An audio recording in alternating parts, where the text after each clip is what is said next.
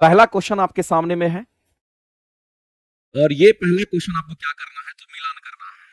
Compton effect, उसके बाद photo electric effect, Heisenberg का जो अनसर्टेनिटी प्रिंसिपल था उसके बारे में, फिर de Broglie wavelength, de Broglie हमारा जो हाइपोथेसिस था इसके बारे में हम लोग पढ़ेंगे, तभी जाकर के ये सारा चीजें पता चल पाएगा।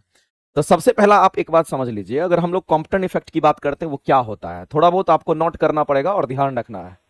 अगर हम कॉम्पटन इफेक्ट की अगर हम बात करते हैं तो एक बात आप जान लीजिए कि कॉम्पटन इफेक्ट में हमारा क्या होता है, हम लोग क्या करते हैं कि किसी भी पदार्थ पर हाई एनर्जी का हम लोग क्या करते हैं, हाई फ्रीक्वेंसी वाला, अगर मान लेते हैं कोई भी पदार्थ हम लोग ले लिए, ये हमारा कोई भी पदार्थ हमारा है, इस पदार्थ पर हम लोग क्या करते हैं, हाई एनर्जी का हम लोग फ्रीक्वेंसी रेडिएशन हमको इसको डालते हैं, जो हाई फ्रीक्वेंसी वाला हमारा रेडिएशन होता है ना उसको इसके ऊपर हम लोग गिराते हैं। तो हाई फ्रीक्वेंसी रेडिएशन को हम लोग क्या करते हैं, तो जो हाई फ्रीक्वेंसी रेडिएशन हमारा होता है जब इस पदार्थ से जाकर के टकराता है तो पता चलता है कि इस पदार्थ जो हाई फ्रीक्वेंसी वाला जो रेडिएशन हमारा था, अगर इसको हाई फ्रीक्वेंसी वाले रेडिएशंस को जब हम लोग किसी पदार्थ के ऊपर हम लोग गिराते हैं तो वैसी परिस्थिति में क्या होता है, तो क्या होगा, तो उस पदार्थ के अंदर क्या होता है, वेवलेंथ बढ़ जाता है। हाई फ्रीक्वेंसी वाला रेडिएशन जब हम लोग किसी पदार्थ के ऊपर में गिराते हैं, जब किसी पदार्थ के ऊपर में गिराते हैं, मान लेते हैं ये पदार्थ हमारा है और इस पदार्थ के ऊपर जैसे ही हम गिराते हैं तो पता चलता है कि उस पदार्थ के जो वेवलेंथ है वो कहीं ना कहीं बढ़ गई, वेवलेंथ क्या हो गई, तो बढ़ गए। तो जब कभी भी हाई फ्रीक्वेंसी वाले रेडिएशंस को किसी पदार्थ पर आप डालते हो तो पता चलता है कि उस पदार्थ की, ये पदार्थ है हमारा और पदार्थ के ऊपर हमने क्या किया, तो पदार्थ के ऊपर हाई फ्रीक्वेंसी वाले रेडिएशंस को जब मैंने डाला तो उसकी वेवलेंथ बढ़ गई। पहले वेवलेंथ हो सकता है कि इसका छोटा होगा और बाद में इसका वेवलेंथ बड़ा हो गया, और जब इसकी वेवलेंथ बड़ी हो जाएगी तो एनर्जी क्या होगा, कहीं एनर्जी इसका घट जाएगा, एनर्जी घटेगा तो साथ साथ इसकी फ्रीक्वेंसी भी क्या होगी, तो कहीं घट जाएगी। ये कहां से हम लोग कह रहे हैं, तो हम लोगों को इक्वेशन पता है कि एनर्जी इक्वल टू हमारा क्या होता है, एनर्जी इक्वल टू हमारा एच नी होता है, इक्वल टू में हमारा क्या होगा, तो एस सी अपॉन में लेमडा होता है। इसका मतलब एच और सी कांस्टेंट होता है, तो ऐसी परिस्थिति में एनर्जी जो है ये हमारा समानुपाती होता है आवृत्ति का और वित्तोकर्मानुपाती होता है किसका, तो वेवलेंथ का वित्तोकर्मानुपाती होता है। इसका मतलब है कि ऐसा हम कैसे कह पाए, तो जैसे ही किसी भी पदार्थ पर आप हाई एनर्जी हाई फ्रीक्वेंसी का रेडिएशन को आप डालते हो, हाई फ्रीक्वेंसी कहने का मतलब क्या होगा, तो हाई फ्रीक्वेंसी वाला रेडिएशन हमारा क्या, विद्युत चुंबकीय तरंग की हम बात करते हैं, क्योंकि रेडिएशन की बात हो रही है तो उसमें तो विद्युत चुंबकीय तरंग ही आएगा, और विद्युत चुंबकीय तरंग में जिसकी फ्रीक्वेंसी सबसे अधिक होगी, जैसे गामा रे हो गया, एक्सरे हो गया, उसकी हम बात कर रहे हैं। तो हाई फ्रीक्वेंसी रेडिएशन कहने का मतलब आप एक्सरे की बात कर रहे हैं, आप किसकी बात कर रहे हैं, एक्सरे की बात कर रहे हैं, या फिर आप किसकी बात कर रहे हैं, आप यहां पर गामा रे की आप बात कर रहे हैं, तो ये सब हमारा विद्युत चुंबकीय तरंग, चूंकि रेडिएशन है तो उसी की बात हम कर रहे हैं। तो जैसे किसी पदार्थ पर ये पड़ती है तो उसकी वेवलेंथ बढ़ जाती है मेरे भाई, अगर किसी का वेवलेंथ बढ़ जाएगा तो उसकी आवृत्ति घट जाएगी, वेवलेंथ बढ़ने से उसकी आवृत्ति घट जाएगी, तो दोनों उल्टा है, और अगर आवृत्ति घटी तो उसका एनर्जी भी घट जाएगा। इसीलिए अगर वेवलेंथ बढ़ा तो एनर्जी घटा तो आवृत्ति घट गया, ऐसा हमारा होता है, ये कॉम्पटन इफेक्ट दर्शाता है। तो हमारा ये कहेगा कि कॉम्पटन इफेक्ट हमारा किसको दिखाता है, तो कहने कहें वेवलेंथ में परिवर्तन लाता है, एनर्जी में परिवर्तन लाता है, फ्रीक्वेंसी में परिवर्तन लाता है। इसका मतलब है कि इसका मिलान हम लोग किसके साथ करेंगे, तो ए का मिलान जो है हम लोग किसके साथ करेंगे, ऑप्शन नंबर 4 कहां गायब हो गया है, यहां पर मेरे भाई मेंशन नहीं किया हुआ है, इसको कह दीजिए क्या, ये ए कह दीजिए, ए बी सी डी करके होना चाहिए, टाइपिस्ट लगता है यहां पे छोड़ दिया है। इसको आप एक काम करिए, यहां पर ए नहीं, इसको आप 1 2 3 करके देख लीजिए, यहां पर इसको कर लीजिए कि ये हमारा 1 हो जाएगा, ये हमारा 2 हो जाएगा, ये हमारा 3 हो जाएगा, और ये हमारा क्या होगा, तो 4 हो जाएगा। तो मेरे भाई ऊर्जा में परिवर्तन, फ्रीक्वेंसी में परिवर्तन, वेवलेंथ में परिवर्तन कॉम्पटन इफेक्ट करता है। कॉम्पटन इफेक्ट से किसमें परिवर्तन आता है, तो कॉम्पटन इफेक्ट से जब भी परिवर्तन आएगा तो इसमें परिवर्तन आता है। कॉम्पटन इफेक्ट से कहेंगे वेवलेंथ में परिवर्तन, एनर्जी में परिवर्तन और फ्रीक्वेंसी में परिवर्तन आता है, इस बात को आप ध्यान रखेंगे। इसका मतलब है कि उससे किसमें परिवर्तन, तो फोटोन के इलेक्ट्रॉन द्वारा प्रकीर्णन से ऊर्जा में परिवर्तन आता है, ऊर्जा में परिवर्तन को दर्शाया जाता है, यानी आप यहां पर सीधा कह सकते हो एनर्जी में परिवर्तन को दर्शाता है। तो इस चीज के लिए हम कहेंगे यहां पर सीधा सीधा आंसर हमारा क्या होगा, तो ए का जो हमारा होगा वो 4 मैच करेगा, तो ए का हमारा 4 मैच करेगा। इसका मतलब है कि पहला जो ऑप्शन है इसके लिए हमारा क्या, तो कहेंगे ए का 4 मैच कर रहा है, ये हमारा मैच कर रहा है। तो ए का 4 यहां भी है, ए का 4 यहां भी है, ए का 2 यहां है, तो दूसरा ऑप्शन खत्म, उसके बारे में नहीं सोचेंगे। उसके बाद चलते हैं हम लोग दूसरा ऑप्शन को देखते हैं। मेरे भाई दूसरा हमारा क्या था, फोटो इलेक्ट्रिक इफेक्ट की बात करते हैं, हाइजेनबर्ग प्रिंसिपल की हम लोग बात करते हैं। तो फोटो इलेक्ट्रिक इफेक्ट के बारे में अगर हम थोड़ा सा बता देना चाहते हैं, दूसरा हमारा क्या है, तो फोटो इलेक्ट्रिक इफेक्ट की हम बात करते हैं। इन शॉर्ट आपको समझना है कि अगर हम फोटो इलेक्ट्रिक इफेक्ट की अगर बात करते हैं, इसकी व्याख्या करने के लिए उनको क्या दिया गया था, नोबेल प्राइज भी दिया गया था, आइंस्टीन को, याद रखेंगे। फोटो इलेक्ट्रिक इफेक्ट में क्या होता है कि कोई हमारा एक प्लेट होता है, कोई एक मेटल का प्लेट होता है, ये हमारा मेटल का कोई क्या है तो प्लेट है, और इस मेटल के प्लेट में क्या होता है, इलेक्ट्रॉन हमारे होते हैं, और इस पर क्या होती है, तो इस पर जब हमारा एनर्जी पड़ता है, इस पर जब हमारा एनर्जी पड़ता है, सूर्य सारी की जो एनर्जी होती है, सूर्य की जो एनर्जी होती है, इस पर जैसे ही पड़ती है, यहां से इलेक्ट्रॉन का इमिशन स्टार्ट हो जाता है, और इसी घटना को फोटो इलेक्ट्रिक इफेक्ट कहते हैं। तो जब कभी भी मेरे प्रकाश विद्युत प्रभाव की अगर बात करेगा, तो आप सीधा कहेंगे कि प्रकाश विद्युत प्रभाव का रिलेशन हमारा किसके साथ है, तो उसको हम लोग कहते हैं ऊर्जा का क्वांटीकरण, यानी quantization of energy, energy photo quantization of energy की हम बात करते हैं। तो फोटो इलेक्ट्रिक इफेक्ट हमारा किससे रिलेटेड होगा, तो क्वांटाइजेशन ऑफ एनर्जी से रिलेटेड होगा, इसलिए हम बी का क्या मैच करा देंगे, तो 2 मैच करा देंगे।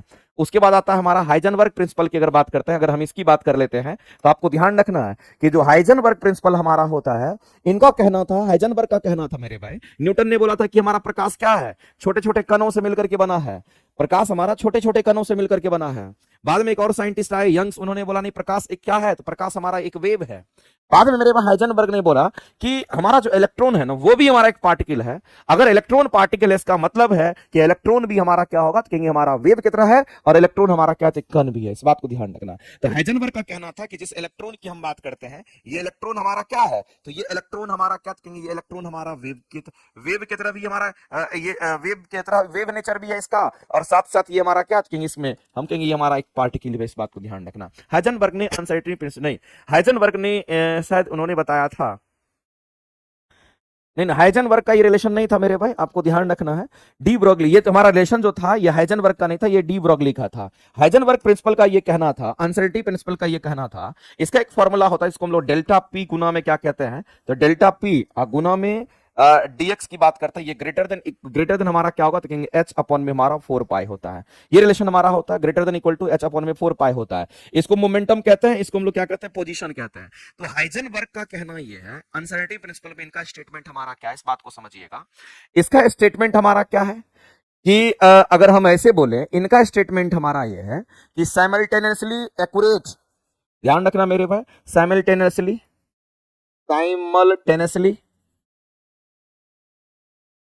और एक्यूरेटली, साइमल्टेनियसली और एक्यूरेटली अगर हम लोग यहां पर देखते हैं, तो याद रखना मेरे भाई, साइमल्टेनियसली और एक्यूरेटली हम किसके बारे में नहीं बता पाते हैं, तो याद रखना है कि पोजीशन और मोमेंटम का पता नहीं लगा सकते हैं।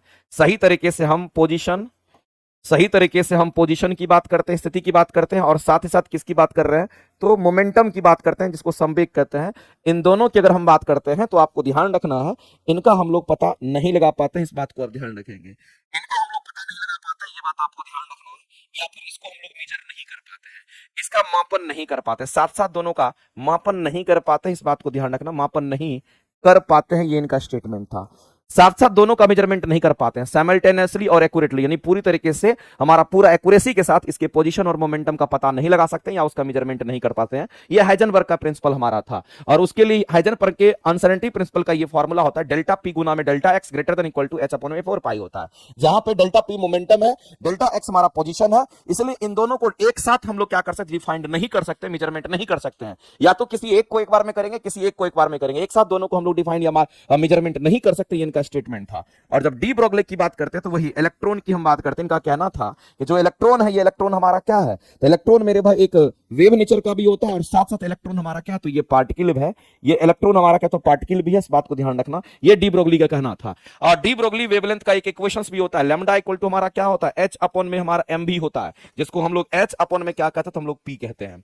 अब आप इसको मिला लीजिए मेरे भाई, अगर हम लोग यहां पर देखेंगे, तो ए का तो 4 मैच कर गया, बी का 2 मैच कर गया, तो सी का हमारा क्या मैच करेगा, उसको देखते हैं। तो सी का, अगर सी की अगर हम बात करते हैं, तो यहां पर हाइजेनबर्ग की बात कर रहे हैं, तो एक साथ एक्यूरेटली पोजीशन और मोमेंटम, यानी कि कह सकते हैं आप स्थिति और संवेग का मापन आप नहीं कर सकते हैं एक साथ है। यानी कण और तरंग दोनों गुण की एक साथ यथार्थ माप की सीमा नहीं कर सकते हैं, एक्यूरेट आप नहीं माप सकते हैं। Limit of simultaneously exact measurement of both particles and wave properties को आप मेजरमेंट नहीं कर सकते हैं। यहां पर पार्टिकल्स और वेव लिखा है, लेकिन मेरे हिसाब से मेरे भाई यहां क्या होना चाहिए था, यहां क्या होना चाहिए था, तो यहां कण लिखा हुआ था, इसके जगह पर आप कर लीजिए क्या, इसके जगह पर आप कर लीजिए क्या, एक जगह पे हम कर लेते हैं, यहां पर हम पोजीशन की बात कर लेते हैं, और एक जगह पर हम किसकी बात कर लेते हैं, तो यहां पर इसको हम लोग क्या कर लेंगे, तो यहां पर हम लोग कर लेते हैं किसके बारे में, एक मिनट मेरे भाई, डी, ऑप्शन डी में क्या है, डी ब्रोगली वेवलेंथ आपको दे रखा है। सी का अगर आंसर करेंगे तो इसको हम लोग फिर कह देंगे ये हमारा क्या होगा, एक तो पोजीशन और दूसरा मोमेंटम की हम बात करते हैं, मोमेंटम की हम बात करते हैं, दोनों को एक साथ यथार्थ माप की ये सीमा। अच्छा ये उल्टा लिखा है, समझना गौर से मेरे भाई, ये उल्टा लिखा है, जो हम बताए वो तो है ही, और साथ साथ कण और तरंग दोनों गुणों की एक साथ यथार्थ माप की सीमा होती है। हाँ, कण और तरंग दोनों को एक साथ माप सकते हैं, कण और तरंग दोनों को एक साथ माप सकते हैं, लेकिन मेरे भाई याद रखना है कि पोजीशन और मोमेंटम को एक साथ आप मेजरमेंट नहीं कर सकते। ये बात उनका स्टेटमेंट था, एक स्टेटमेंट ये भी उसमें शामिल कर लेना। इसका मतलब है हम लोग सीधा कहेंगे कि सी का हमारा क्या मैच करेगा, तो सी का 3 मैच करेगा और सी का हमारा यहां पर 3 हो जाएगा। इसके बाद डी ब्रोगली का तो वेवलेंथ आपको पता नहीं, इलेक्ट्रॉन हमारा वेव पार्टिकल नेचर का हमारा होता है, इसलिए हम कहेंगे कण तरंग प्रकृति का होता है, कण की तरंग प्रकृति, कण की तरंग प्रकृति किससे रिलेटेड, हम कहेंगे हमारा डी ब्रोगली से रिलेटेड है। इसका मतलब डी का हमारा क्या मैच करेगा, तो 1 मैच करेगा। तो 4 2 3 एक राइट आंसर होगा, 4 2 3 एक right answer, option number A के साथ हम लोग जाएंगे। इतना बात आपको ध्यान रखना है। आगे चलते हैं, अगला क्वेश्चन हम लोग देखते हैं। अगला हमारा है कि बोर परमाणु मॉडल की हम बात करते हैं। मेरे भाई बोर एटॉमिक मॉडल की अगर हम बात करते हैं, इसके बारे में आपको स्टेटमेंट पता रखना है, लेकिन आपसे बोला गया है कि बताइए इसमें से कौन सा स्टेटमेंट सही नहीं है, ये क्वेश्चन आपसे पूछा गया है। तो सबसे पहला चीज आप ये जान लीजिए कि हम लोग बोर एटॉमिक मॉडल की अगर हम बात करते हैं, ये जो हमारा बोर एटॉमिक मॉडल हमारा है, अगर हम बोर एटॉमिक मॉडल की अगर हम बात करते हैं, तो हम सभी लोग जानते हैं कि बोर एटॉमिक मॉडल किस लिए आया था। तो बोर एटॉमिक मॉडल की अगर हम बात करते हैं, बोर एटॉमिक मॉडल की अगर हम बात करते हैं, रदरफोर्ड ने जो चीज नहीं करके दिखाया था, बाद में बोर मॉडल ने वो चीज को साबित किया था और उस चीज को व्याख्या किया था एटॉमिक थ्योरी में। तो बोर मॉडल का कहना था कि अगर कोई भी इलेक्ट्रॉन अगर हमारा न्यूक्लियस के चारों तरफ अगर कक्षा में चक्कर लगाता है, तो एक निश्चित एनर्जी के साथ चक्कर लगाता है। तब सबसे पहला चीज मेरे भाई आप ये समझ लेना है कि बोर एटॉमिक मॉडल हमारा एनर्जी कंजर्वेशन पे काम करता है, ऊर्जा संरक्षण के सिद्धांत पे काम करता है। सबसे पहला बात यही है, ये ऊर्जा संरक्षण के सिद्धांत पर ये कार्य करता है, ये बात आपको ध्यान रखना। एनर्जी कंजर्वेशन पर ये हमारा काम करता है, ऊर्जा संरक्षण के सिद्धांत पर ये कार्य करता है। कई बार ये क्वेश्चंस आपका पूछा गया है, कई बार ये क्वेश्चंस आपका पूछा गया है। और इनका कहना है मेरे भाई कि अगर इलेक्ट्रॉन चक्कर लगाती है तो एक निश्चित एनर्जी के साथ चक्कर लगाती है। तो मेरे भाई इलेक्ट्रॉन कक्षा के चारों ओर चक्कर अगर लगाता है, इलेक्ट्रॉन कक्षा के चारों ओर अगर गति करता है, इलेक्ट्रॉन कक्षा के चारों गति अगर करते तो एक निश्चित एनर्जी के साथ वो गति करती है। याद रखना, चारों ओर गति करते हैं, चारों ओर एक निश्चित एनर्जी के साथ गति करती है, ये चीज आपको ध्यान रखना है। कैसे गति करेगी, तो एक निश्चित ऊर्जा के साथ गति करती है।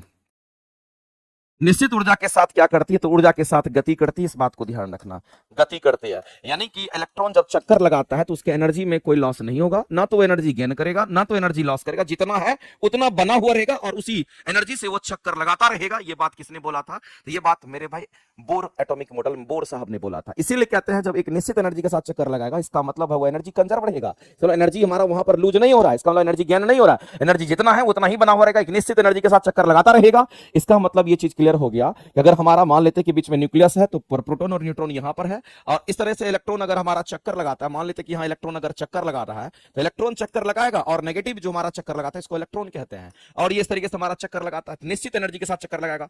ना एनर्जी कम होगा कि अंदर की तरफ आएगा, ना एनर्जी ज्यादा होगा कि बाहर दूर भागेगा, क्योंकि हम लोग जानते हैं जैसे न्यूक्लियस से हम दूर जाते हैं तो एनर्जी हमारा बढ़ता है, जैसे न्यूक्लियस के पास आते हैं तो एनर्जी हमारा क्या होता है, घटता है। तो ना तो मेरे पास इसमें एनर्जी बढ़ेगा ना तो इसमें एनर्जी घटेगा, मतलब एनर्जी कंजर्वेशन पर ये काम करता है। तो ये बात उनका एक स्टेटमेंट था। तो मेरे भाई हम लोग को बोला कौन सा स्टेटमेंट सही नहीं है, इलेक्ट्रॉन केवल निश्चित ऊर्जा वाली कक्षा में ही घूमते हैं।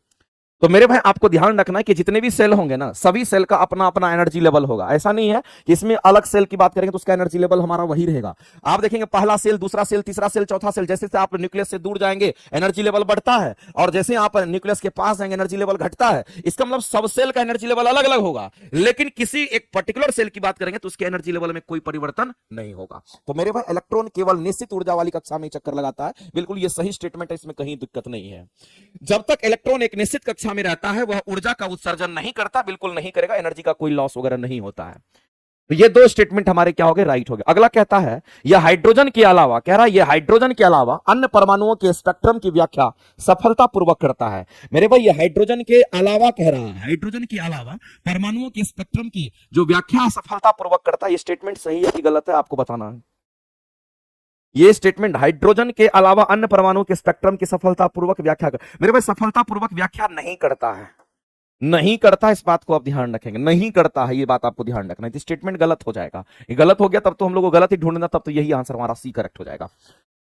आगे चलते हैं, अगला है यदि किसी सरल लंबाई को 4 गुना कर देंगे, बताओ उसका दोलन आवर्तकाल हमारा क्या होगा? सरल लोलक का मतलब आप समझ रहे हैं, सरल लोलक का मतलब हमारा क्या होता है, तो आपको ध्यान रखना है, सरल लोलक मतलब सिंपल पेंडुलम की हम बात कर रहे हैं। सरल लोलक कहने का मतलब है कि हम सिंपल पेंडुलम की बात करते हैं। मेरे भाई इस बात को ध्यान रखना, इसमें एक क्वेश्चन आता है कि सेकंड पेंडुलम हमारा क्या होता है। तो जब कभी भी क्वेश्चन में आपको सेकंड पेंडुलम की अगर बात करता है तो एक बात आप जान लीजिए कि सेकंड पेंडुलम का जो आवर्तकाल होता है वो कितनी देर का होता है। याद रखना, एग्जाम में बीपीएससी पूछती है इसका आवर्तकाल, सेकंड पेंडुलम का आवर्तकाल 2 सेकंड का होता है। एग्जाम में ये कई बार देखने को मिला, इसलिए मैं यहां पे चर्चा कर दिया, अगर एग्जाम में आएगा तो आप आसानी से कर सकते हो। अब मेरे भाई इस बात को ध्यान रखना, आवर्तकाल मतलब जाने का और आने की बात कर रहे हैं, यानी कि जाने में और आने में कितना सेकंड लगेगा? 2 सेकंड मारेगा। सिर्फ जाने में 1 सेकंड, फिर सिर्फ आने में 1 सेकंड, और टोटल आवर्तकाल में कितना? तो 2 सेकंड होगा। और आवर्तकाल का फॉर्मूला होता है, आवर्तकाल इक्वल टू क्या होता है? कहेंगे 2 pi root under L upon में हमारा क्या होगा? कहेंगे जी होता है। इस बात को ध्यान रखना, अगर यहां पर टाइम पीरियड अगर 2 सेकंड का हमारा होगा, तो याद रखना लंबाई मेरे भाई 1 मीटर के आसपास आता है, ध्यान रखना। और जी के जो वैल्यू होता है उसके हिसाब से 9.81 हम लोग रखते हैं, तो उतना छोड़ो, जाने दो। T equal to 2 pi root under L upon में जी की बात कर रहा है। बताइए लंबाई को 4 गुनी कर दी जाए, यहां पर लंबाई को छेड़छाड़ कर रहा है और आपसे क्या पूछ रहा है? आवर्तकाल पूछ रहा है। तो लंबाई और आवर्तकाल का चर्चा कर रहा है, तो लंबाई और आवर्तकाल यानी 2 पाई का कोई मतलब नहीं बनता है, जी का कोई मतलब नहीं बनता है। इसका मतलब मेरे भाई जो कांस्टेंट है उसको छोड़ दीजिए, और आवर्तकाल का रिलेशन किसके साथ? तो कहेंगे लंबाई के साथ। ऐसा हो गया। अब यहां से इसको अगर देखना होगा तो कहेंगे, अगर इसको लिखना होगा तो T2 अनुपात में T1, तो यहां पर कह सकते हैं सॉल्व करने के लिए इक्वल टू में कन्वर्ट कर दीजिए, तो T और L समानुपाती है। इसका मतलब ये 2 अनुपात 1 है, तो ये भी 2 अनुपात हमारा क्या होगा? तो 1 हो जाएगा। अगर T2 कैलकुलेट करना होगा तो हम लोग कैसे कैलकुलेट करेंगे? तो कहेंगे यहां पर हमारा L2 अनुपात L1 गुना में हमारा T1 हो जाएगा। अब यहां पर आप क्या कीजिए, तो L2 कितना है? तो कह रहा है कि लंबाई को कितना गुना करना है? तो 2 गुना करना, 4 गुना करना, इसका मतलब हमारा 4L1 हो जाएगा। आप यहाँ L2 की जगह पर आप 4L1 रख दीजिए, और नीचे में आप L1 रख दीजिए, और ये आपका T1 हो जाएगा। L1 से L1 कट जाएगा, इसका मतलब है रूट अंडर 4 का अगर हम लोग रूट करेंगे तो ये हमारा 2 हो जाएगा, और 2 T1 हमारा बच जाएगा। यानी कुल मिलाकर के मेरे भाई बाद का जो आवर्तकाल होगा वो पहले के आवर्तकाल का कितना गुना हो जाएगा? तो 2 गुना हो जाएगा। और इस क्वेश्चन का अगर आंसर करेंगे तो हम लोग आंसर क्या करेंगे? 2 गुना, ऑप्शन नंबर हमारा बी करेक्ट हो जाएगा। 3 नंबर क्वेश्चन का जो आंसर होगा मेरे भाई क्या होगा? तो कहेंगे बी करेक्ट हो जाएगा, इसमें कहीं से कोई दिक्कत नहीं है, आप आसानी से कर सकते हैं। चलिए आगे चलते हैं। अगला क्वेश्चन, ये क्वेश्चन मेरे भाई पूछा गया इसलिए इसको ध्यान में रखिएगा। आगे चलते हैं, एक आदर्श गैस के रुद्धोष्म प्रक्रम की हम बात करते हैं। मेरे भाई हम सभी लोग जानते हैं कि जो प्रोसेस हम लोगों को पढ़ना होता है वो कितने थर्मोडायनेमिक्स प्रोसेस हैं? उष्मागतिकी प्रक्रम की बात करते हैं। किसकी बात करते हैं? याद रखना, कुछ बात हम आपको शॉर्टकट में बोल देते हैं। उष्मागतिकी प्रक्रम की बात अगर करते हैं तो ये 4 प्रोसेस हमारा होता है। सबसे पहला हमारा क्या होता है? कहेंगे समतापी प्रक्रम, सभी लोग पढ़े होंगे। समतापी प्रक्रम में क्या होता है बता दीजिए फटाफट करके। समतापी प्रक्रम में टेम्परेचर कांस्टेंट होता है, समान तापमान समतापी हो गया। दूसरा जो हमारा होता है इसको हम लोग क्या कहते हैं? तो समदाबी प्रक्रम कहते हैं, इस बात को ध्यान रखना। अगर हम लोग समदाबी प्रक्रम की बात करते हैं, सम का मतलब एक समान, दाबी का मतलब दाब, इसका मतलब प्रेशर यहां पर कांस्टेंट होगा, वहां टेम्परेचर कांस्टेंट, तो यहां पर प्रेशर कांस्टेंट होगा। इसी तरीके से हमारा क्या होता है? एक हमारा सम आयतनिक प्रक्रम भी हमारा होता है, सम आयतनिक प्रक्रम भी हमारा होता है। और सम का मतलब एक समान, आयतन का मतलब, आयतनिक का मतलब आयतन, इसका मतलब वॉल्यूम हमारा क्या होगा? तो कांस्टेंट होगा। इसी तरीके से मेरे भाई चौथा जो प्रोसेस होता है उसको हम लोग क्या कहते हैं? रुद्धोष्म प्रक्रम की हम बात करते हैं, इस बात को ध्यान रखना। और जो कोई भी प्रोसेस हम इसमें पढ़ रहे हैं ये सभी प्रोसेस हमारा आदर्श गैस के लिए ही वैलिड होता है। इसका मतलब अगर हम इसकी बात करते हैं उष्मागतिकी का प्रक्रम हमारा किसके लिए? तो आदर्श गैस के लिए वैलिड होता है, इस बात को ध्यान रखना। मेरे भाई आदर्श गैस कोई गैस वास्तविक गैस नहीं है, आदर्श गैस हमारा काल्पनिक गैस होता है, हम सभी लोग जानते हैं। तो रुद्धोष्म प्रक्रम पर क्वेश्चन पूछा गया, रुद्धोष्म प्रक्रम में हमारा क्या होता है? उष्मा संचरण नहीं होता है, यानी उष्मा संचरण की अगर हम बात करते हैं उसकी वैल्यू 0 होती है। उष्मा संचरण नहीं होगा यानी कि उष्मा संचरण की वैल्यू 0 होगी, यानी जो हीट ट्रांसफर हमारा होना है उसकी वैल्यू क्या होगी? तो कहेंगे 0 होगी। उष्मा का संचरण नहीं होता है, और टेम्परेचर में भी चेंज, यानी टेम्परेचर इसमें चेंज कर सकता है, इस बात को ध्यान रखना, ड्यू टू केमिकल रिएक्शन। अगर हम लोग यहां पर इन सभी को अगर हम छोड़ देते हैं, इनकी अगर हम सिर्फ बात करते हैं तो इनका एक इक्वेशंस होता है रुद्धोष्म प्रक्रम के लिए कि PV to the power gamma equal to constant होता है।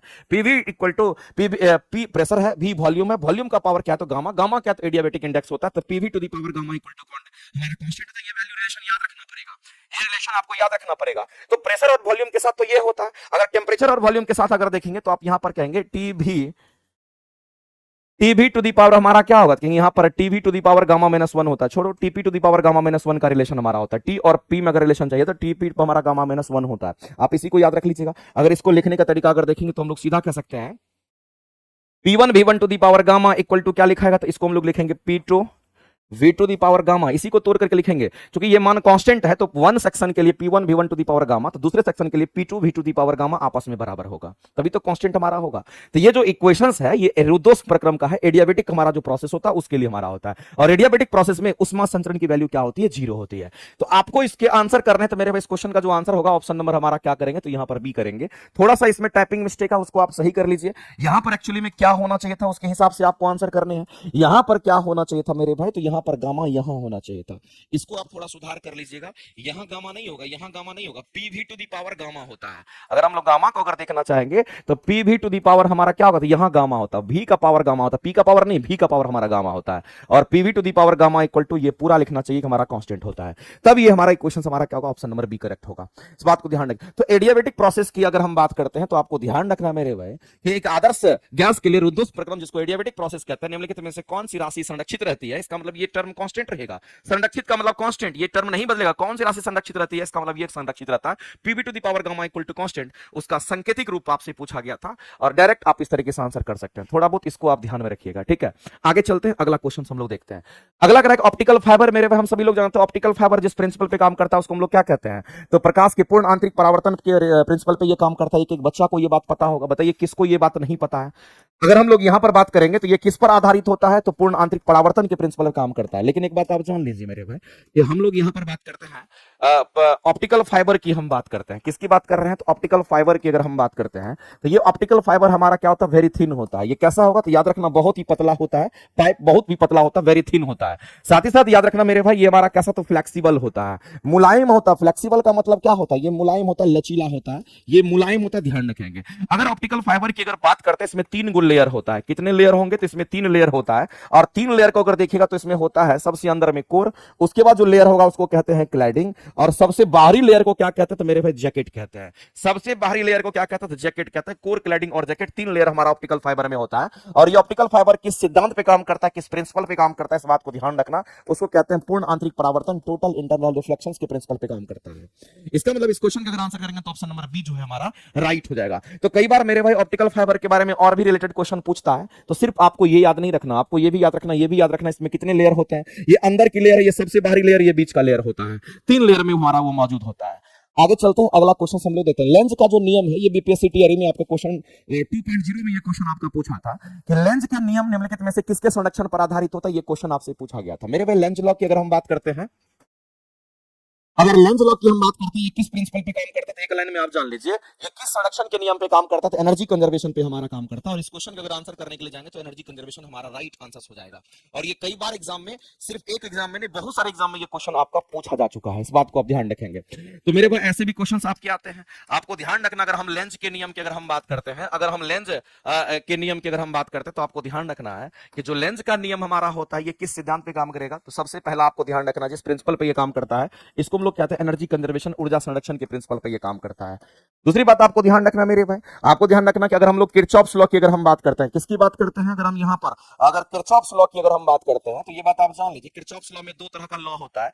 एक किरचॉफ्स का पहला लॉ हम लोग कहते हैं, इसको फर्स्ट लॉ कहते हैं, ये हमारा फर्स्ट लॉ। और किरचॉफ्स का सेकंड लॉ हमारा होता है, उसी के हिसाब से याद रखना। फर्स्ट लॉ को हम लोग कहते हैं मेरे भाई क्या, तो याद रखना इसको केसीएल कहते हैं, किरचॉफ्स करंट लॉ कहते हैं। सेकंड लॉ को हम लोग क्या कहते हैं, तो केवीएल कहते हैं, जिसको किरचॉफ्स वोल्टेज लॉ कहते हैं। तो केसीएल में याद रखना मेरे भाई चार्ज कंजर्व रहता है, इसमें चार्ज हमारा क्या होता है, ये हमारा कंजर्व होता है, इसमें चार्ज कंजर्व होता है, यानी आवेश संरक्षित होता है। जबकि केवीएल में क्या होगा, तो एनर्जी कंजर्व होता है।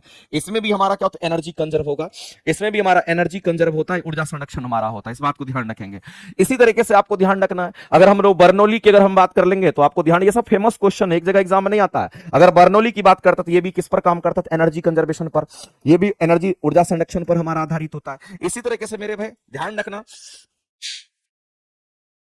अगर हम अविरलता के सिद्धांत की अगर हम बात करते हैं, अविरलता, अविरलता का जो सिद्धांत होता है, ये अविरलता का सिद्धांत हमारा क्या, इस पर भी क्वेश्चंस पूछता है, इसको कंटिन्यूटी इक्वेशंस हम लोग कहते हैं। याद रखना ये द्रव्यमान संरक्षण पर आधारित होता है।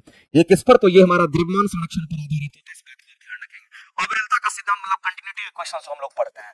कंटिन्यूटी इक्वेशंस की हम बात करते हैं, ये कंटिन्यूटी इक्वेशंस हमारा किस पर बेस्ड होता है, तो याद रखना मेरे भाई, ये हमारा द्रव्यमान संरक्षण पर आधारित होता है। ये भी क्वेश्चन पूछता है। संवेग संरक्षण की बात करते हैं, कोई भी टक्कर संवेग संरक्षण हो जाएगा।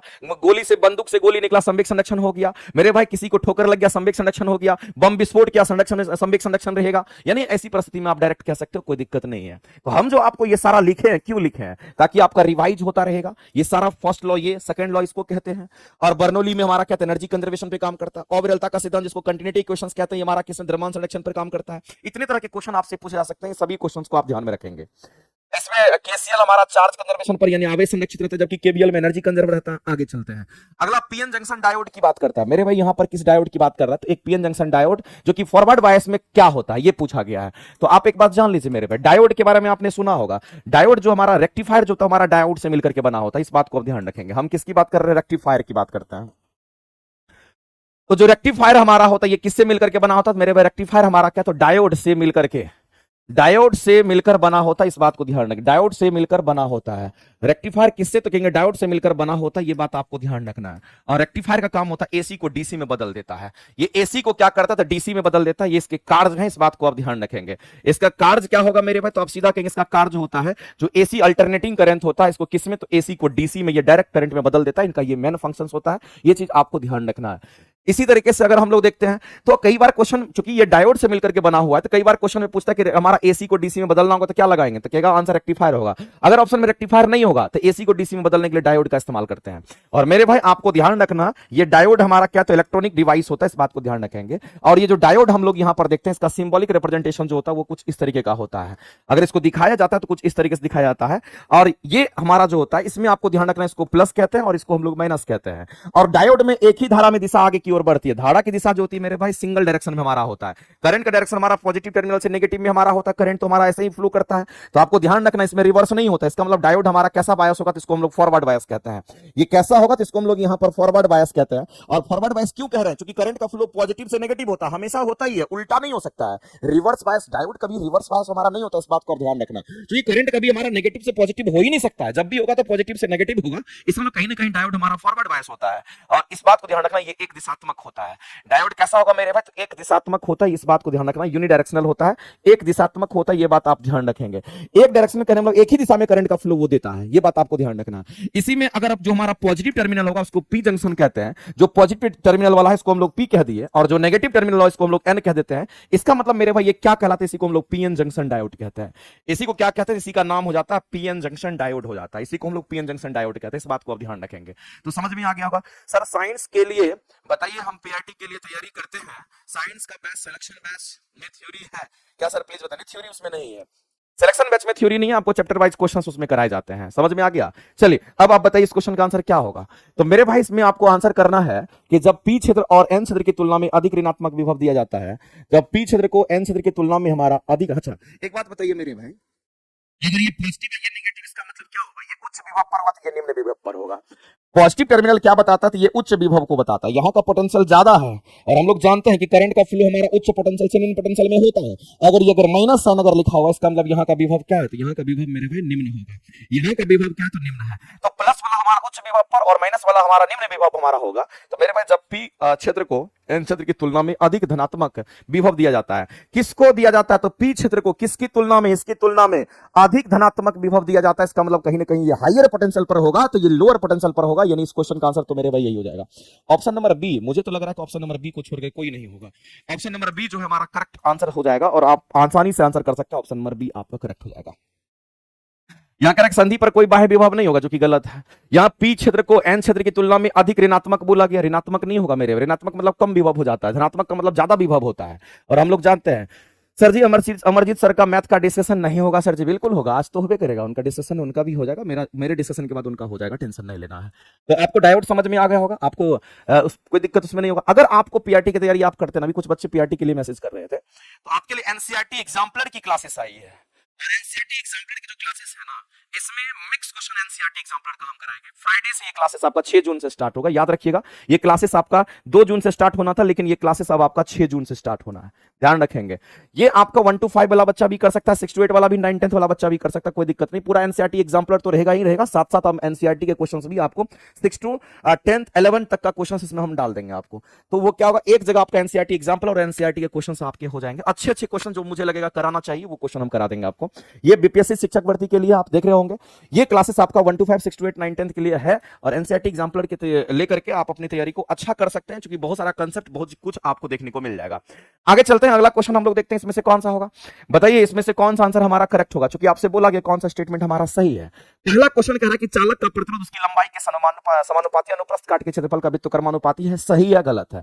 मेरे भाई जब कभी भी चालक की बात करता है ना, तो हम क्या समझते हैं, चालक सर कहने का मतलब हमारा कंडक्टर है। चालक कहने का मतलब हमारा क्या है, कंडक्टर है। और कंडक्टर के लिए रेजिस्टेंस का फॉर्मूला क्या होता है, रो इंटू एल अपन में ए होता है। इसका मतलब हम लोग क्लियरली देख रहे हैं, ये जो रेजिस्टेंस हमारा होता है किस पर निर्भर करता है, तो हम यहां से पा रहे हैं कि रेजिस्टेंस हमारा समानुपाती रो का है, क्योंकि समानुपाती ऊपर वाला। रेजिस्टेंस हमारा समानुपाती किसका, तो लंबाई का। रेजिस्टेंस वित्तकर्मानुपाती किसका, तो मेरे भाई यहां पर एरिया का। ये एरिया का वित्तकर, अगर एरिया का वित्तकर्मानुपाती होगा तो मेरे भाई याद रखना डायमीटर का भी होगा। अगर डायमीटर का वित्तकर्मानुपाती होगा तो रेडियस का भी होगा, इस बात को ध्यान रखना। अगर एरिया का वित्तकर्मानुपाती डायमीटर के स्क्वायर का वित्तकर्मानुपाती, डायमीटर के स्क्वायर का वित्तकर्मानुपाती, इसका मतलब एरिया के स्क्वायर का वित्तकर्मानुपाती होगा। ये रिलेशन आपको ध्यान रखना चाहिए। सिंपल जो रेजिस्टेंस हमारा होता है उसकी हम बात करते हैं, क्योंकि एरिया क्या होता है, एरिया कहने वाला पाई बाय 4 डी स्क्वायर होता है। तो एरिया अगर ए है तो हमारा डायमीटर क्या होगा, डी स्क्वायर होगा। और डायमीटर का डी स्क्वायर, इसका मतलब हमारा एरिया त्रिज्या भी क्या होगा, तो आर स्क्वायर हमारा होगा। तो चालक का जो प्रतिरोध है लंबाई के साथ कैसा रिलेशन रखता है, तो चालक का जो प्रतिरोध है वो लंबाई के साथ समानुपाती के रिलेशन, आप देख लीजिए लंबाई के साथ समानुपाती के रिलेशन में है। और अनुप्रस्थ काट का जो क्षेत्रफल है उसके साथ वित्तकर्मानुपाती के रिलेशन, आप देख लीजिए यहां पर ये उल्टा रिलेशन में है। तो एक स्टेटमेंट ये है, एक स्टेटमेंट ये है, यानी ये कंप्लीट रूप से ये स्टेटमेंट आपका सही है। अगला कहता है अर्धचालक के सेमीकंडक्टर की बात कर रहा है। अब किसकी बात कर रहा है मेरे पे, तो यहां पर अर्धचालक की बात करता है। एक बात याद रखना, कई बार ये क्वेश्चन बताए भी चुके हैं आपको, और अर्धचालक पर अगर क्वेश्चन आ गया तो नहीं छोड़ना है। सेमीकंडक्टर के क्वेश्चंस हमने आपको पहले भी बताया था। सेमीकंडक्टर वैसे हमारा दो तरह का होता है, एक को हम लोग एन टाइप पी टाइप भी कहते हैं, लेकिन उतना हम नहीं बताएंगे अभी, बस काम का चीज आप समझिए। अगर सेमीकंडक्टर की अगर हम बात करते हैं, या फिर सेमीकंडक्टर बोल दे, या फिर आपको यहां पर अर्धचालक बोल दे, या फिर आपको अर्धचालक नहीं बोल करके आपको कुचालक बोल दे, जिसको हम लोग क्या कहते हैं, इंसुलेटर कहते हैं। इन दोनों केस की अगर हम बात करते हैं तो आपको ध्यान रखना मेरे भाई, इस केस में क्या होगा, तो आपको ध्यान रखना कि जब टेम्परेचर आप बढ़ाते हो ना, जब टेम्परेचर को आप बढ़ाते हो तो याद रखना रेजिस्टेंस का मान घटता है। अगर रेजिस्टेंस का मान घटेगा तो रेसिस्टिविटी का भी मान घटेगा, जिसको हम लोग रो से दिखाते हैं विशिष्ट प्रतिरोध या प्रतिरोधकता कहते हैं, वो भी घटेगा। क्यों घटेगा, क्योंकि ये दोनों समानुपाती है। ये घटा मतलब ये घटा, ये बढ़ा मतलब ये बढ़ा, ये घटा मतलब ये घटा, ये घटा तो इसका मतलब ये भी घटेगा। इसको प्रतिरोध कहते हैं, इसको विशिष्ट प्रतिरोध कहते हैं, इसको प्रतिरोध, इसको विशिष्ट प्रतिरोध कहते हैं, इसको ध्यान रखना। आर को क्या कहते हैं, इसको हम लोग यहाँ पर प्रतिरोध कहते हैं, और रो को क्या कहते हैं, इसको हम लोग यहाँ पर विशिष्ट प्रतिरोध के नाम से जानते हैं। रो को हम लोग क्या कहेंगे, तो इसको हम लोग यहाँ पर विशिष्ट प्रतिरोध के नाम से जानते हैं। ये बात आपको ध्यान रखना चाहिए, ठीक है। तो दोनों हमारा घट जाएगा। तो मेरे भाई इस बात को ध्यान रखना। और चालक के केस में हमारा ऐसा नहीं होता है। यहाँ पर अगर आप टेम्परेचर वगैरह बढ़ाते हो, तापमान को अगर बढ़ाते हो, तो याद रखना यहाँ रेजिस्टेंस बढ़ जाता है। रेजिस्टेंस बढ़ेगा तो यहाँ पर जो हमारा रेजिस्टिविटी है वो भी बढ़ जाता है। तो ये रिलेशन भी आपके एग्जाम में कई बार आ चुका है, तो चालक के लिए भी आप याद रखेंगे।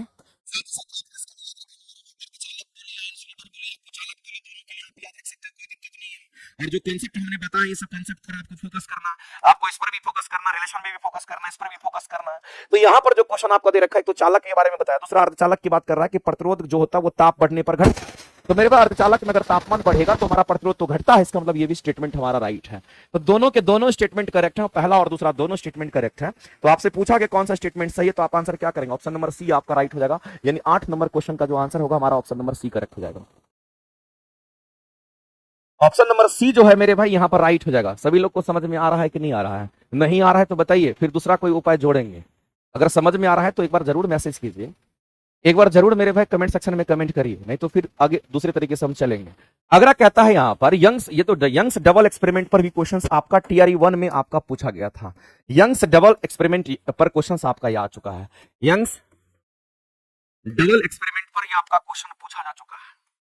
अगर यंग्स डबल एक्सपेरिमेंट की अगर हम बात करते हैं, यंग्स डबल स्लिट एक्सपेरिमेंट की बात करते हैं, यंग्स डबल स्लिट एक्सपेरिमेंट की हम बात करते हैं, डबल स्लिट एक्सपेरिमेंट की हम बात करते हैं, एक्सपेरिमेंट की हम बात करते हैं। इससे मेरे भाई फ्रिंज विड्थ का पता लगाते हैं। किसका पता लगता है, तो जो फ्रिंजेस बनते हैं जो फ्रिंज विड्थ की हम बात करते हैं, हम किसकी बात कर रहे हैं, तो फ्रिंज विड्थ का पता लगाते हैं, इससे फ्रिंज विड्थ का पता लगता है। और फ्रिंज विड्थ को हम लोग किससे दिखाते हैं, बीटा से दिखाते हैं। एक्चुअली में डबल स्लिट में क्या होगा, एक स्लिट तो ये एक स्लिट हमारा ये होगा, डबल स्लिट में हमारा क्या होगा, तो यहां पर छोटा छोटा होल होता है, छोटा छोटा ये होल होता है, और यहां पर क्या तो कहेंगे हमारा बड़ा सा पर्दा लगा रहता है, इसको हम लोग कहते हैं यहां पर बड़ा सा पर्दा लगा हुआ है, और ये क्या है तो हम लोग कहेंगे यहां पर स्लिट हमारा लगा हुआ, इसको स्लिट कह दिए।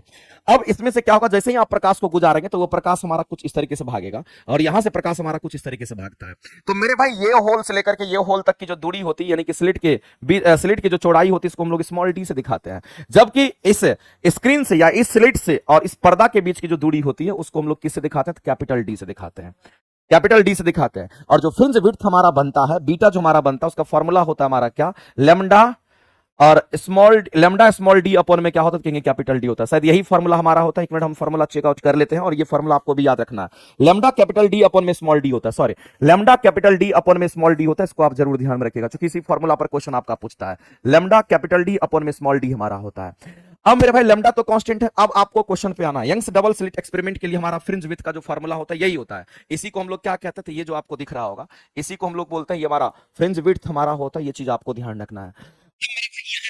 कि जो हमारा यंग्स डबल स्लिट एक्सपेरिमेंट में झिर्रियों के बीच की जो दूरी है उसको आधी कर देना, झिर्रियों के बीच की दूरी, यानी कि ये झिर्री है, स्लिट हमारा ये है, इसके बीच की दूरी को आधी कर देना है। अगर पहले डी है तो बाद में इसको क्या कर देना, तो आपको d/2 कर देना है। आगे कहता है कि कर दी जाए, और झिर्री से पर्दे की दूरी को दोगुनी कर दी जाए। ये झिर्री हमारा है, ये पर्दा, इसको झिर्री आप लिख ही दीजिए। ये क्या, तो इसको झिर्री आप लिख दीजिए। झिर्री और पर्दा के बीच की दूरी कैपिटल डी है, और इस कैपिटल डी को क्या करना है, तो इस कैपिटल डी को मेरे भाई दोगुना कर देना है। पहले अगर डी है तो अब इसको क्या कर देना, 2d कर देना, इस बात को ध्यान रखना। तब कह रहा है कि बताइए फ्रिंज की जो चौड़ाई होगी वो क्या होगी, तो जाहिर सी बात है हमारे पास वो आराम से है कि बना सकते हैं, क्योंकि यहाँ पर जो हमारा फ्रिंज विड्थ की चौड़ाई होगी ये कितना, तो कहेंगे लैम्डा। मेरे भाई जाहिर सी बात है ये सब बदलेगा तो फ्रिंज विड्थ की चौड़ाई बदल जाएगी, इसलिए इसको बी डैश कह देते हैं। तो यहाँ पर लैम्डा तो वही रहेगा, उसमें कोई दिक्कत नहीं है। हमारा कैपिटल डी को क्या करना था, 2d कर देना, तो कैपिटल डी को यहाँ पर 2d कह दीजिए, और जो स्मॉल डी हमारा स्लिट के दोनों के बीच की दूरी होती है, इसको क्या करना, तो आधा करना है, इसको d/2 आप कर दीजिए। पुट कर दिए। अब इसको रिलेटेड हम लोग निकालिए उसी तरह से, लैम्डा डी अपॉन में स्मॉल डी लिख सकते हैं, और गुना में ये ऊपर में 2 है, नीचे वाला भी 2 ऊपर जाएगा, तो इसको 4 कर देगा। मेरे भाई इस टर्म को क्या कह रहे थे, इस टर्म को हम लोग बीटा कहते हैं, यानी कहने का मतलब हमारा क्या हो जाएगा, कहेंगे 4 गुना में हमारा बीटा हो जाएगा, यानी कि बीटा डैश जो निकल करके आया वो कितना, तो बीटा डैश की अगर हम बात करते हैं तो जो बीटा डैश हमारा होगा वो 4 गुना में बीटा होगा, यानी कि पहले जो फ्रिंज विड्थ की चौड़ाई थी अब वो कितना गुना हो जाएगा, तो 4 गुना हो जाएगा। कितना गुना हो गया मेरे भाई, तो हम सीधा कहेंगे 4 गुना हो जाएगा, और आंसर करेंगे ऑप्शन नंबर हमारा क्या, तो सी करेक्ट हो जाएगा।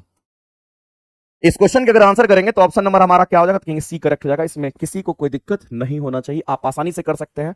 आपके बीपीएससी एग्जाम में यहां से क्वेश्चन आ चुका है।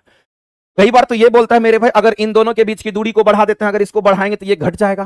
कई बार ये बोलेगा कि दोनों स्क्रीन और हमारा पर्दा, स्क्रीन और स्लिट के बीच की दूरी को बढ़ा देंगे, यानी इसको बढ़ा देंगे तो ये क्या होगा, तो ये बढ़ जाएगा। तो इस पर भी क्वेश्चन आपका पूछता है, इसलिए आप उसको इग्नोर नहीं कर सकते हैं। जो फ्रिंज विड्थ हमारा होता है, हम लोग कह सकते हैं कि फ्रिंज विड्थ का रिलेशन पर क्वेश्चन पूछता है, समानुपाती हमारा डी का, और फ्रिंज विड्थ हम कह सकते हैं भी तो कर्मानुपाती स्मॉल डी का होता है। इस पर भी क्वेश्चन पूछता है, इस बात को ध्यान रखना है।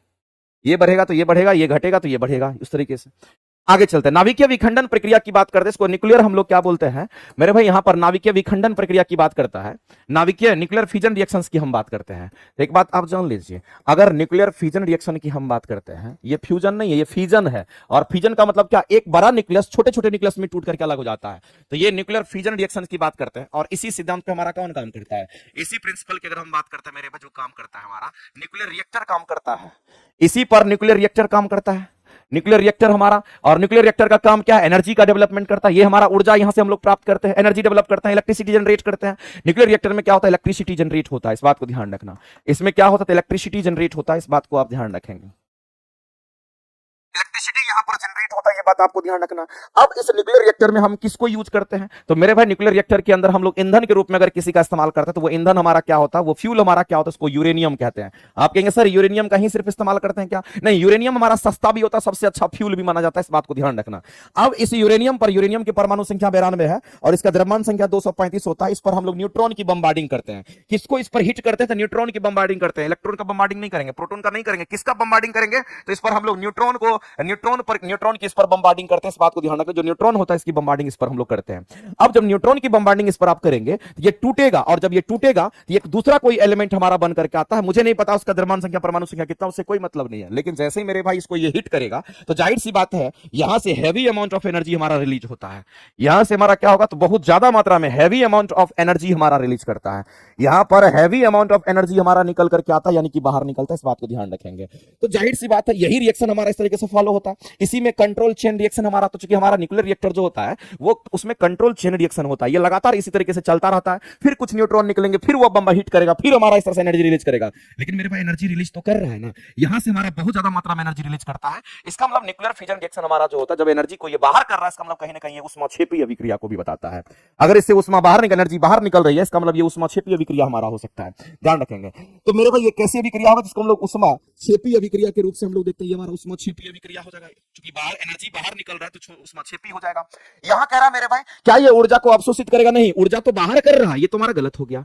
ऊर्जा मुक्त होती है, बिल्कुल ऊर्जा बहुत ज्यादा मात्रा में ऊर्जा मुक्त होती है, क्योंकि उत्पाद की कुल बंधन ऊर्जा अविकारक की बंधन ऊर्जा से क्या हो जाती है, तो अधिक हो जाती है। ऊर्जा मुक्त होती है क्योंकि उत्पाद की कुल बंधन ऊर्जा अविकारक की बंधन ऊर्जा से, अविकारक की बंधन ऊर्जा से हमारा कम होती है। नहीं मेरे भाई यही हमारा स्टेटमेंट सही होगा। Energy is released because the total binding energy of the product is greater than the binding energy of reactant। यानी मेरे पास जितना इसके पास एनर्जी था उससे कई गुना ज्यादा हमारा प्रोडक्ट के पास आता है। इसलिए हम कहते हैं कि ऊर्जा मुक्त होती है, क्योंकि उत्पाद की जो कुल बंधन ऊर्जा होती है, उत्पाद की जो कुल बंधन ऊर्जा होती है वो हमारा क्या है, तो अभिकारक के ऊर्जा से हमारा क्या होगा, तो अधिक होगा। इससे तो जाहिर सी बात इसका एनर्जी अधिक होगा। यानी आप सीधा कह सकते हैं मेरे भाई इस क्वेश्चन का अगर आंसर करेंगे तो ऑप्शन नंबर बी करेक्ट होगा। ऑप्शन नंबर कौन सा करेक्ट होगा, तो ऑप्शन नंबर बी के साथ जाएंगे, सीधी सी बात है मेरे भाई। एनर्जी हमारा प्रोडक्ट का ज्यादा होगा, एनर्जी इसका तो कम था, एनर्जी ज्यादा हमारा यहां पर मिल रहा है, तभी तो इसको हम लोग यूज करते हैं। एक लाइन में कहानी खत्म, आंसर करेंगे ऑप्शन नंबर हमारा क्या, बी करेक्ट हो जाएगा। ऑप्शन नंबर बी जो है मेरे भाई ये करेक्ट होगा। इसमें किसी को कोई दिक्कत है तो आप मैसेज कर सकते हो। चलते हैं आगे, अगला क्वेश्चन देखते हैं। ट्रांसफार्मर हमारा किस प्रिंसिपल पे काम करता है, म्यूचुअल इंडक्शन के प्रिंसिपल पे काम करता है, इस बात को ध्यान रखना, या फिर इलेक्ट्रोमैग्नेटिक इंडक्शन भी कह सकते हैं, दोनों आपका चलेगा। म्यूचुअल इंडक्शन के साथ साथ आप इलेक्ट्रोमैग्नेटिक इंडक्शन भी कह सकते हैं, जिसको विद्युत चुंबकीय प्रेरण कहते हैं, याद रखना।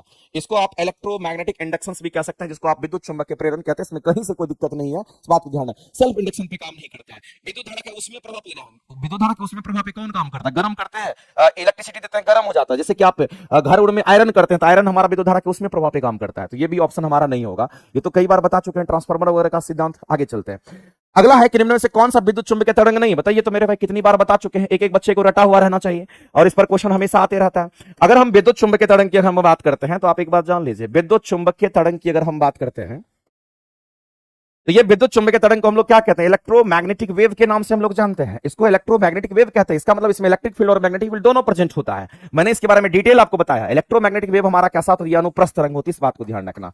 ये कैसी तरंग होती है, तो ये हमारा अनुप्रस्थ तरंग होती है। और अगर मान लेते ये अनुप्रस्थ तरंग है तो अनुप्रस्थ तरंग को चलने के लिए किसी माध्यम की आवश्यकता नहीं होती है, ये कहीं भी चला जाएगा, इसको माध्यम नहीं चाहिए, इस बात को ध्यान रखना, चलने के लिए माध्यम नहीं चाहिए।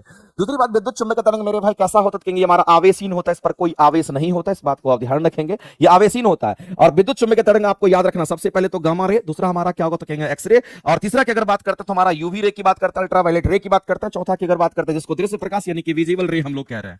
और अगर पांचवी की बात करते हैं तो मेरे भाई इसमें हमारा अवरक्त किरण जिसको हम लोग इंफ्रारेड रे के नाम से भी जानते हैं, और उसके बाद फिर हमारा क्या होगा कहेंगे माइक्रोवेव, रेडियो वेव हमारा। तो टोटल 7 को हमारा होगा, 3 और 4 7 हमारा हो गया। यही हमारे क्या है, तो यही कंप्लीट रूप से हमारा क्या है, तो यही हमारे सब के सब क्या है, तो विद्युत चुंबकीय तरंग होता है। और विद्युत चुंबकीय तरंग प्रकाश तरंग को कहते हैं मेरे भाई। प्रकाश तरंग जो हमारा होता है, जो सन से एनर्जी हमारे पृथ्वी पर पहुंचती है, वो प्रकाश तरंग के रूप में पहुंचती है, और वो प्रकाश तरंग हमारा क्या, तो विद्युत चुंबकीय तरंग होता है। तो जाहिर सी बात है कौन सा विद्युत चुंबकीय तरंग है, तो गामा तो है। आप देख लीजिए गामा है कि नहीं है, तो कहेंगे गामा तो यहां दिख रहा है, गामा रे है विद्युत चुंबकीय तरंग। मेरे भाई अवरक्त किरण भी हमारा क्या है, तो विद्युत चुंबकीय तरंग है। आप देख लीजिए इंफ्रारेड को विद्युत चुंबकीय तरंग कहते हैं, गामा भी विद्युत चुंबकीय तरंग है, ये दोनों के दोनों विद्युत चुंबकीय तरंग है। लेकिन पूछा गया कौन सा नहीं है, इसका मतलब हमारा ये दोनों है, तो पहला और तीसरा तो नहीं होगा। तो मेरे भाई कौन सा हमारा नहीं है, तो कहेंगे ये नहीं है हमारा। कैथोड रे भी हमारा नहीं है, ध्यान रखेंगे। इसका मतलब दूसरा और चौथा हमारा नहीं है, ये है, ये हमारा नहीं है, तो ये हमारा नहीं है। 2 और 4 नहीं है, और आप आंसर क्या करेंगे, ऑप्शन नंबर सी आपको करेक्ट हो जाएगा। लेकिन याद रखना मेरे भाई, जब कैथोड रे की हम बात करते हैं तो कैथोड रे इलेक्ट्रॉन का बना होता है, और कैथोड रे सीधी रेखा में गमन करती है, याद रखिएगा। और कैथोड रे भी हमारा किधर, कैथोड से एनोड की तरफ जाता है, इसलिए इसका नाम है कैथोड रे है। और कैथोड को हम लोग, कैथोड किधर से किधर, तो कैथोड हमारा anode, cathode negative terminal, anode positive terminal, और इलेक्ट्रॉन का फ्लो नेगेटिव से पॉजिटिव होता है, तो कैथोड रे और चूंकि कैथोड से एनोड की तरफ होता है इसलिए इसको कैथोड रे कहते हैं, और कैथोड रे हमारा सीधी रेखा में गमन करता है, ये बात आपको ध्यान रखना है। और बीटा किरणें जो होती है वो तो नेगेटिव हमारा होता ही है। तो 2 और 4 हमारा नहीं है क्योंकि इस पर चार्ज होता है। कैथोड रे कैसा चार्ज पार्टिकल है तो नेगेटिवली चार्ज है। बीटा कैसा चार्ज पार्टिकल है तो मेरे भाई नेगेटिवली चार्ज है। इसका मतलब गामा पर कोई आवेश नहीं है, इंफ्रा पर कोई आवेश नहीं, क्योंकि ये विद्युत चुंबकीय तरंग है। ये मेरे भाई ये दोनों के दोनों पर कैसा चार्ज है तो ये नेगेटिवली चार्ज होता है। ये कैसा चार्ज होगा, ये नेगेटिवली चार्ज होता है, जबकि इस पर कोई आवेश नहीं है, इस पर भी हमारा कोई आवेश नहीं है। विद्युत चुंबकीय तरंग पर कोई आवेश नहीं है, सभी के सभी कैसे होते हैं, ये इसमें जितने भी आपको दिख रहे होंगे ये सभी के सभी आवेशहीन होता है, इस बात को ध्यान रखेंगे। आगे चलते हैं, अगला क्वेश्चन हम लोग देखते हैं क्या कहता है।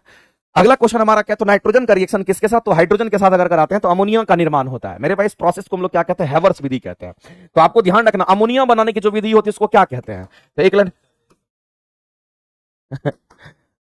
अमोनिया बनाने की जो विधि होती है इस विधि को हम लोग क्या कहते हैं, हैवर्स प्रोसेस के नाम से जानते हैं, इस बात को ध्यान रखें। इसको हम लोग क्या कहते हैं, ये हमारा हैवर्स प्रोसेस होता है, इसको हम लोग हैवर्स प्रोसेस कहते हैं। और इस विधि में आपको ध्यान रखना है कि हम नाइट्रोजन को लेते हैं और साथ ही साथ किसको लेते हैं, तो हाइड्रोजन को लेते हैं। और नाइट्रोजन और हाइड्रोजन को लेकर के इसके बाद क्या करते हैं, उसको हम लोग किसके प्रेजेंस में, तो याद रखना मेरे भाई कैटलिस्ट होता है जिसको आयरन कहते हैं। आयरन हमारा कैटलिस्ट होता है, उसमें कुछ प्रमोटर मिलाते हैं जिसको मोलिबेंडम कहते हैं। ये प्रमोटर की तरह काम करता है और ये कैटलिस्ट की तरह काम करता है। अब जब रिएक्शन हमारा होगा तो इससे किसका निर्माण होगा, तो अमोनिया का निर्माण होता है, जिसको हम लोग NH3 हमारा कहते हैं, NH3 हमारा होगा। बैलेंस करना होगा तो आप 2 से मल्टीप्लाई कर लीजिए, यहां पर 3 से मल्टीप्लाई कर दीजिए, ये कंप्लीट रूप से आपका एक बैलेंस इक्वेशन आपका बन जाता है। इस तरीके से मेरे भाई बोला गया, आप देख लीजिए यहां पर बोला क्या है, तो आप सभी लोग जानते हैं कि ये हमारा क्या है, नाइट्रोजन और हाइड्रोजन जब हमारा क्या हो गया तो रिएक्शन में भाग लिया तो ऐसी परिस्थिति में अमोनिया का निर्माण हुआ। ये भी गैस और यहां पर हम कहेंगे अमोनिया भी हमारा क्या, तो कहेंगे गैस है। तो मेरे भाई ये रिएक्शंस आपको दिख रहा होगा, कोई दिक्कत नहीं। आगे दे रखा है जब ये रिएक्शंस हमारा होता है, इस रिएक्शन में हमारा क्या, एंथैल्पी चेंज होता है हमारा नेगेटिव में होता है। एंथैल्पी चेंज कहने का मतलब क्या, एंथैल्पी चेंज कहने का मतलब मेरे भाई जो रिएक्शन हमारा हो रहा था उस रिएक्शन रेट की अगर हम बात करते हैं वो हमारा फास्ट है, इसलिए एंथैल्पी चेंज हमारा नेगेटिव में, ये वैल्यू कैलकुलेटेड वैसे होता है। तो एंथैल्पी चेंज क्या है, तो ये नेगेटिव मान आपको यहां पर दे रखा है। तब कहता है कि अमोनिया के निर्माण, उसका कोई यूज वैसे नहीं है। अमोनिया के निर्माण की उपरोक्त साम्यावस्था विक्रिया में अमोनिया अधिक हमारा लब्धि प्राप्त करने के लिए कौन सी स्थितियां अनुकूल होती, ये आपको कह रहा है। तो मेरे भाई एक बात बताइए, जब कभी भी यहां पर हमारा कैसा रिएक्शन हो रहा है, इस बात को ध्यान रखना, ये दोनों के दोनों क्या है, तो ये दोनों के दोनों हमारे गैस हैं, इससे बना जो वो भी हमारा क्या है, गैस है। तो जब मेरे भाई अभिकारक हमारा गैस होता है तो आपको ध्यान रखना है, इसके लिए हमारा क्या होगा, उच्च दाब की हम बात करते हैं। इसके लिए क्या करते हैं, यहां पर उच्च दाब की आवश्यकता होती है, क्योंकि आपको रेट ऑफ रिएक्शन जब पढ़ना होता है, जब हमारा रिएक्टेंट जब कंप्लीट रूप से अभिकारक जब हमारा कंप्लीट रूप से गैस होता है, सिर्फ गैस की बात कर रहे हैं, द्रव और ठोस की बात नहीं कर रहे हैं। अगर अभिकारक हमारा कंप्लीट रूप से अगर गैस होता है तो आपको ध्यान रखना है रेट ऑफ रिएक्शंस की अगर हम बात करते हैं तो आपको ध्यान रखना ये रेट ऑफ रिएक्शन हमारा समानुपाती किसका, तो दाब का होता है। जितना ज्यादा दाब रखेंगे उतना ही रिएक्शन रेट क्या होगा, तो फास्ट हो जाता है। किस केस में, केवल और केवल मेरे भाई गैस के केस में ऐसा होता है, और गैस ही तो है हमारा। इसका मतलब ये कंप्लीट रूप से ये डिसाइडेड हो गया हमारा कि कहीं ना कहीं यहां पर उच्च दाब होना चाहिए। क्या होना चाहिए मेरे भाई, उच्च दाब हमारा चाहिए, रिएक्शन रेट हमारा फास्ट हो जाएगा। तो मेरे भाई उच्च दाब होना चाहिए, निम्न दाब वाला ऑप्शन नहीं होगा, निम्न दाब वाला ऑप्शन नहीं होगा। तो एक ही प्रोबेबिलिटी यहां पर है कि इस क्वेश्चन के अगर आंसर करेंगे तो ऑप्शन नंबर हमारा बी के साथ जाएंगे। तो मेरे भाई इस बात को ध्यान रखना कि अगर गैस के केस में दाब को बढ़ा करके दाब हमारा उच्च रहेगा, निम्न ताप का कंडीशन रहेगा, तो हम आसानी से कह सकते हैं कि हमारा अमोनिया का निर्माण होगा। तो उच्च ताप पर ही होता है, किस कैटलिस्ट के प्रेजेंस में होगा, तो आयरन के प्रेजेंस में होता है। कौन सा हमारा यहाँ पर वर्धक होता है जिसको प्रमोटर कहते हैं, तो मोलिबेंडम हमारा वर्धक के रूप में काम करता है। मेरे भाई कैटलिस्ट का जो काम होता है वो रिएक्शन रेट को फास्ट कर देता है, इस बात को आप ध्यान रखेंगे। तो ये कंडीशन है, उच्च दाब और निम्न ताप की स्थिति में हमारा अमोनिया बनता है, इस बात को आप ध्यान रखेंगे मेरे भाई। आगे चलते हैं, अगला जो क्वेश्चन आपको दे रखा है इसमें थोड़ा सा त्रुटि है, इसको आप थोड़ा संभालिए। त्रुटि ये है मेरे भाई, यहां पर 14 कहां से आ गया, इसको छोड़ देते हैं ऐसे ही। अब आपको क्वेश्चन को सॉल्व करना है, कुछ नहीं मेरे भाई। अब कह रहा है कि 0.001 MHCl विलियन का पीएच मान क्या होगा, मान ले कि HCl हमारा पूरी तरीके से आयनाइट है, पूरी तरीके से हमारा क्या, तो आयनित है। मेरे पास अगर कोई भी चीज पूरी तरीके से आयनित होता है इसका मतलब पानी में पूरी तरीके से वो घुलनशील है, H+ और Cl- देगा।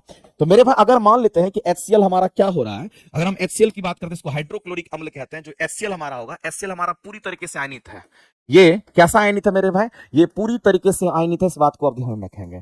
ये पूरी तरीके से हमारा कैसा कहेंगे, पूरी तरीके से हमारा आयनित होता है, ये बात आपको ध्यान रखना। ये पूरी तरीके से आयनित हमारा है, ये क्वेश्चन में बोला, ये हम नहीं कह रहे। अगर कोई भी चीज पूरी तरीके से आयनित होता है इसका मतलब ये पूरी तरीके से जल में घुलनशील है। इसका मतलब है ये पूरी तरीके से जल में क्या है, तो कहेंगे जल में घुलनशील है, इस बात को आप ध्यान रखें। पूरी तरीके से जल में क्या है, तो कहेंगे घुलनशील होगा। अब मेरे भाई HCl की अगर बात करते हैं, ये जब टूटेगा तो यहां से क्या निकलेगा, तो कहेंगे H प्लस निकलेगा, और क्या निकलेगा, तो Cl माइनस निकलेगा। लेकिन हम सभी लोग जानते हैं मेरे भाई, आयनाइज्ड अगर हमारा होता है तो जितनी मात्रा HCl की होगी, प्रोडक्ट इसकी मात्रा जितनी होगी उतना ही मात्रा इन दोनों का भी होगा। अगर हम यहां पर ये कह रहे हैं कि इसका कंसेंट्रेशन हमारा कितना इतना है, इसका मतलब इसका कंसेंट्रेशन 0.001 m अगर हमारा है, तो इसका भी कितना होगा, कहेंगे यहां पर इन दोनों को मिला करके भी हमारा कितना होगा मेरे भाई, हम सीधा कह सकते हैं कि 0.001 हमारा होगा। इन दोनों का मिला करके हमारा इतना होना चाहिए। एक मिनट एक मिनट एक मिनट एक मिनट एक मिनट मेरे भाई, एक मिनट आपको ध्यान रखना है। अच्छा, ये टूटने की बात कर रहा है, जब ये टूटेगा तो जितना ये था उसी के हिसाब से, m हमारा ये क्या मास नहीं है, 0.001 m हमारा ये है, और ये कितना, तो H प्लस भी हमारा कितना, कहेंगे ये भी हमारा 0.001, क्योंकि हमारा क्या हो रहा है, पूरी तरीके से आयनाइज्ड है, इसलिए 0 ये भी कितना, तो 0.001 m हमारा हो जाएगा। यानी कि सबकी मात्रा आपस में क्या हो जाएगी, इस तरीके से बराबर हो जाएगी। मात्रा नहीं है ये हमारा, उसका कह सकते हैं वो वैल्यू आपको दे रखा 0.001 m HCl विलियन में pH मान क्या होगा ये बोला गया है। अगर पूरी तरीके से आयनाइज्ड हमारा अगर हो गया तो हम लोग इसको क्या कह सकते हैं मेरे भाई, पीएच लॉग हम लोग लगाएंगे। अगर पीएच लॉग लगाएंगे, पीएच मान पूछा गया, तो नेगेटिव लॉग के साथ ये फॉर्मूला होता है, और ये कितना नेगेटिव लॉग के साथ हमारा क्या होता है, यहाँ पर H प्लस हम लोग लेते हैं, क्योंकि आपको पीएच मान कैलकुलेट करना तो H प्लस लेना पड़ेगा। अब यहाँ पर नेगेटिव हमारा लॉग के साथ कितना होगा, H प्लस की वैल्यू कितने, तो इतना हमारा है, इसका मतलब मेरे भाई ये वैल्यू कितना हो जाएगा, 0.001 हो जाएगा। इसको जब सॉल्व करोगे तो ये कितना होगा, तो नेगेटिव लॉग तो ये रहेगा ही रहेगा, इसको जब दशमलव को हटाएंगे तो 1/1000 हमारा हो जाएगा। और इसको और लिखिए, आप बढ़ते जाइए ना, कोई दिक्कत नहीं है, हम तो शॉर्ट में भी कर सकते थे, लेकिन 10 की पावर यहाँ पर क्या, तो -3 हो गया। अब मेरे भाई यहाँ पर -3 से ये मल्टीप्लाई होगा तो ये कितना हो जाएगा, तो 3 इधर मल्टीप्लाई होगा तो +3 हो जाएगा, और बच जाएगा 3 log 10। और मेरे भाई लॉग का अगर हम कहेंगे लॉग अगर 10 है तो बेस 10 लॉग का हमेशा होता है, और इसकी वैल्यू 1 हो जाती है, इसलिए 3 गुना में क्या, तो कहेंगे 1, इसका मतलब ये 3 हो जाएगा। तो पीएच मान कितना निकल करके आ जाएगा, तो मेरे भाई यहाँ पर 3 आ जाएगा। और इस क्वेश्चन का आंसर हम लोग क्या करेंगे, तो ऑप्शन नंबर आपका बी करेक्ट हो जाएगा। बी ही आपका राइट आंसर होगा क्या, ऑप्शन नंबर बी जो है आपका क्या हो जाएगा, तो कहेंगे यहां पर राइट आंसर होना चाहिए, बी आपका करेक्ट आंसर आपका हो जाएगा। ठीक है, नेक्स्ट क्वेश्चन पे चलते हैं। अगला है, निम्नलिखित में से कौन सा लुईस एसिड का उदाहरण है परंतु ब्रोंस्टेड लॉरी अम्ल नहीं है। ब्रोंस्टेड लॉरी अम्ल के लिए क्या कंडीशन होता है, उसमें आपका H प्लस आयन होना चाहिए। तो मेरे पास जिसमें भी H प्लस आयन है वो ब्रोंस्टेड लॉरी को फुलफिल करता है, लेकिन जिस पर H हाइड्रोजन जिसमें नहीं है वो ब्रोंस्टेड लॉरी को फुलफिल नहीं करता है। आप देखिए, इसमें अगर आप हाइड्रोजन को अगर देखिए तो इसमें तो है, इसका मतलब मेरे भाई ये क्या दिखाता है, ये हमारा लुईस एसिड है।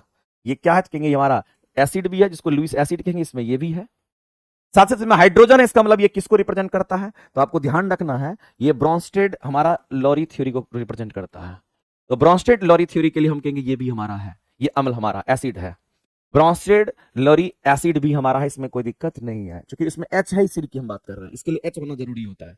यहां पर भी हमारा है तो हम कहेंगे यहां पर हमारा क्या हो जाएगा, ये NH4 प्लस की अगर हम बात करते हैं, जो NH4 हमारा प्लस अगर हम इसकी बात करते हैं तो मेरे भाई ये क्या है,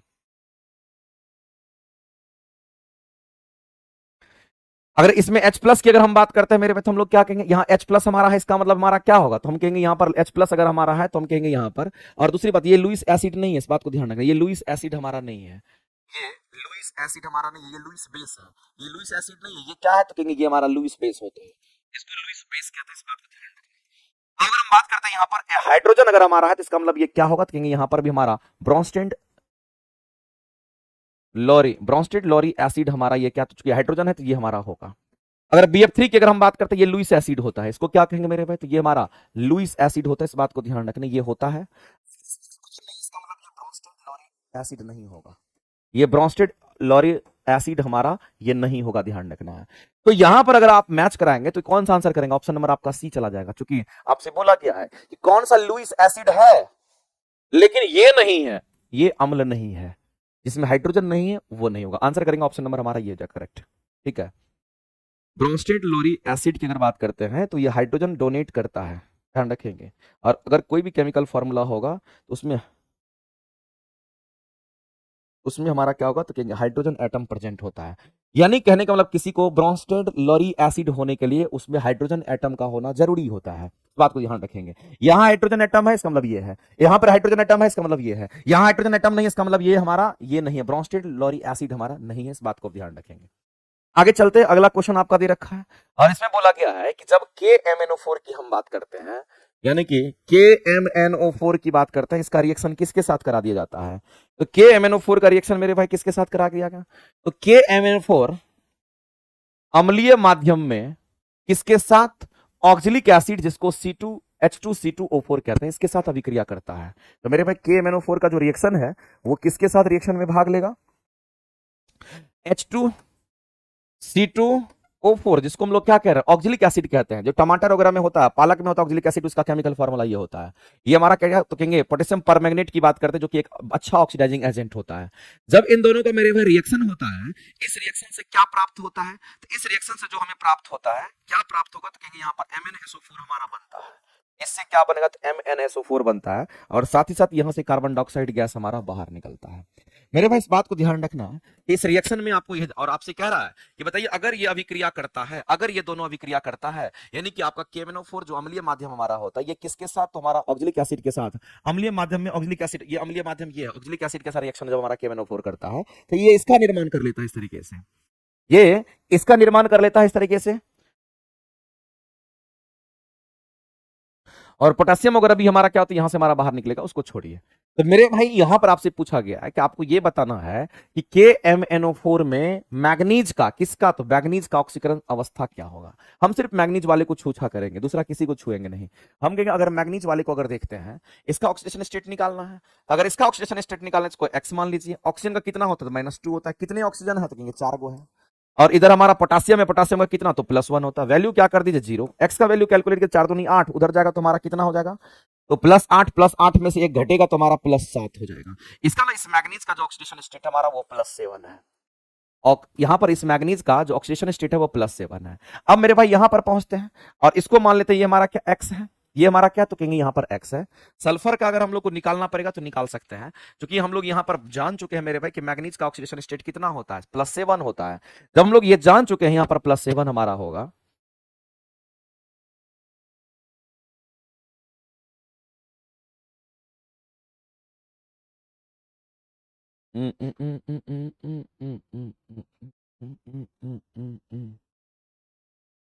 क्या करना है यहां पर? आपको इसका भी ऑक्सीडेशन स्टेट निकालना पड़ेगा। जब इसका ऑक्सीडेशन आप कैलकुलेट करते हैं, ऑक्सीडेशन स्टेट जब इसका आप कैलकुलेट करते हैं, तो ये आपका कितना आ जाएगा? तो +2 आ जाता है, यहां पर +2। इसका मतलब ये +7 से क्या हो गया? तो +2 इसका ऑक्सीकरण संख्या हो गया। इसका मतलब मेरे भाई से +2 में परिवर्तित हो जाता है। अभी हम दिखाएंगे कैसे होता है, पहले आप ये समझ लीजिए, ऑप्शन हमारा करेक्ट है। ये ऑप्शंस जो है हमारा यहाँ पर करेक्ट है। आप सल्फर का निकालेंगे, उसके बाद आपका यहाँ पर निकल करके इसमें पुट करेंगे, तब जाकर के निकलेगा। ठीक है। वैसे आप जान लीजिए, सल्फर जो हमारा तो ऑक्सीजन फैमिली आता है, तो उसका भी -2 ही होता है। आप निकाल सकते हैं, चलो निकाल के दिखा देते हैं इसको। ये हमारा क्या? तो मैग्नीज को आप एक्स मान लीजिए। ऑक्सीजन फैमिली का अगर हम बात करते हैं तो -2 होता, तो ये हमारा -2 हो गया। फिर प्लस करेंगे, ऑक्सीजन का कितना? तो कहेंगे -2 होता है। कितने ऑक्सीजन? तो कहेंगे 4 होगा, बराबर में 0 कर दीजिए। कोई पावर नहीं तो बराबर में 0 कर दीजिए। एक्स की वैल्यू कैलकुलेट करेंगे, कितना हो जाएगा? 4 दूनी 8,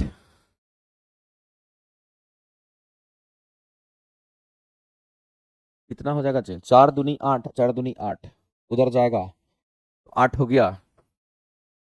सल्फर का -2 हो गया।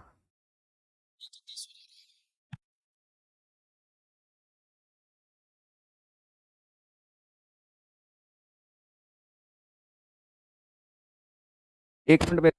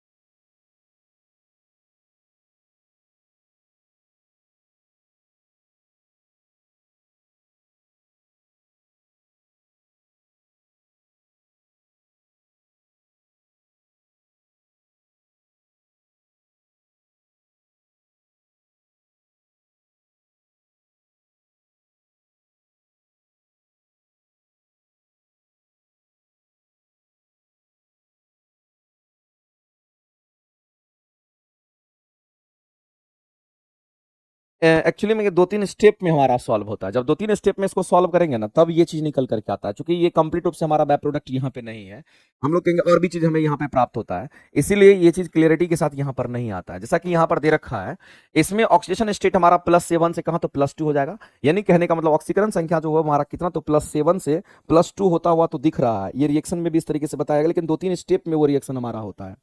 उतना रिएक्शन की आपको जरूरत ही नहीं है, ठीक है।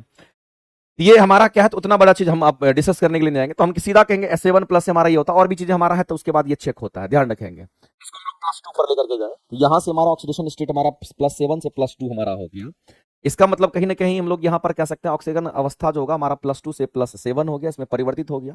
और KMnO4 एक अच्छा ऑक्सीडाइजिंग एजेंट होता है, ऑक्सीकारक होता है, इसमें कोई दिक्कत नहीं है। और ऑक्जेलिक अम्ल CO2 में ऑक्सीकृत हो जाता है। मेरे भाई जो ऑक्जेलिक एसिड हमारा था ये किस में, तो कार्बन डाइऑक्साइड में हमारा ये क्या हो गया, तो इस तरीके से ऑक्सीकृत हो गया। और मेरे भाई इस बात को ध्यान रखना, ये जो रिएक्शन हमारा होता है ये रेडॉक्स रिएक्शन होता है, इस बात को ध्यान रखना। इसमें ऑक्सीडेशन और रिडक्शन दोनों साथ साथ होता है, तो ये भी हमारा यहाँ पर करेक्ट है। इसका मतलब सभी स्टेटमेंट हमारे करेक्ट है, 1 2 3 4 हमारा सभी के सभी करेक्ट होंगे। तो 1 2 3 4 कहाँ है, ऑप्शन नंबर आपका सी में करेक्ट हो जाएगा। चलिए आगे चलते हैं। अगला क्वेश्चन, अल्कीन का सजातीय श्रेणी क्या है। अल्कीन कह रहा, अल्कीन मेरे भाई CnH2n हमारा होता है। अल्काइन के लिए CnH2n-2 होता है, अल्कीन के लिए हमारा अल्केन के लिए CnH2n+1 होता है।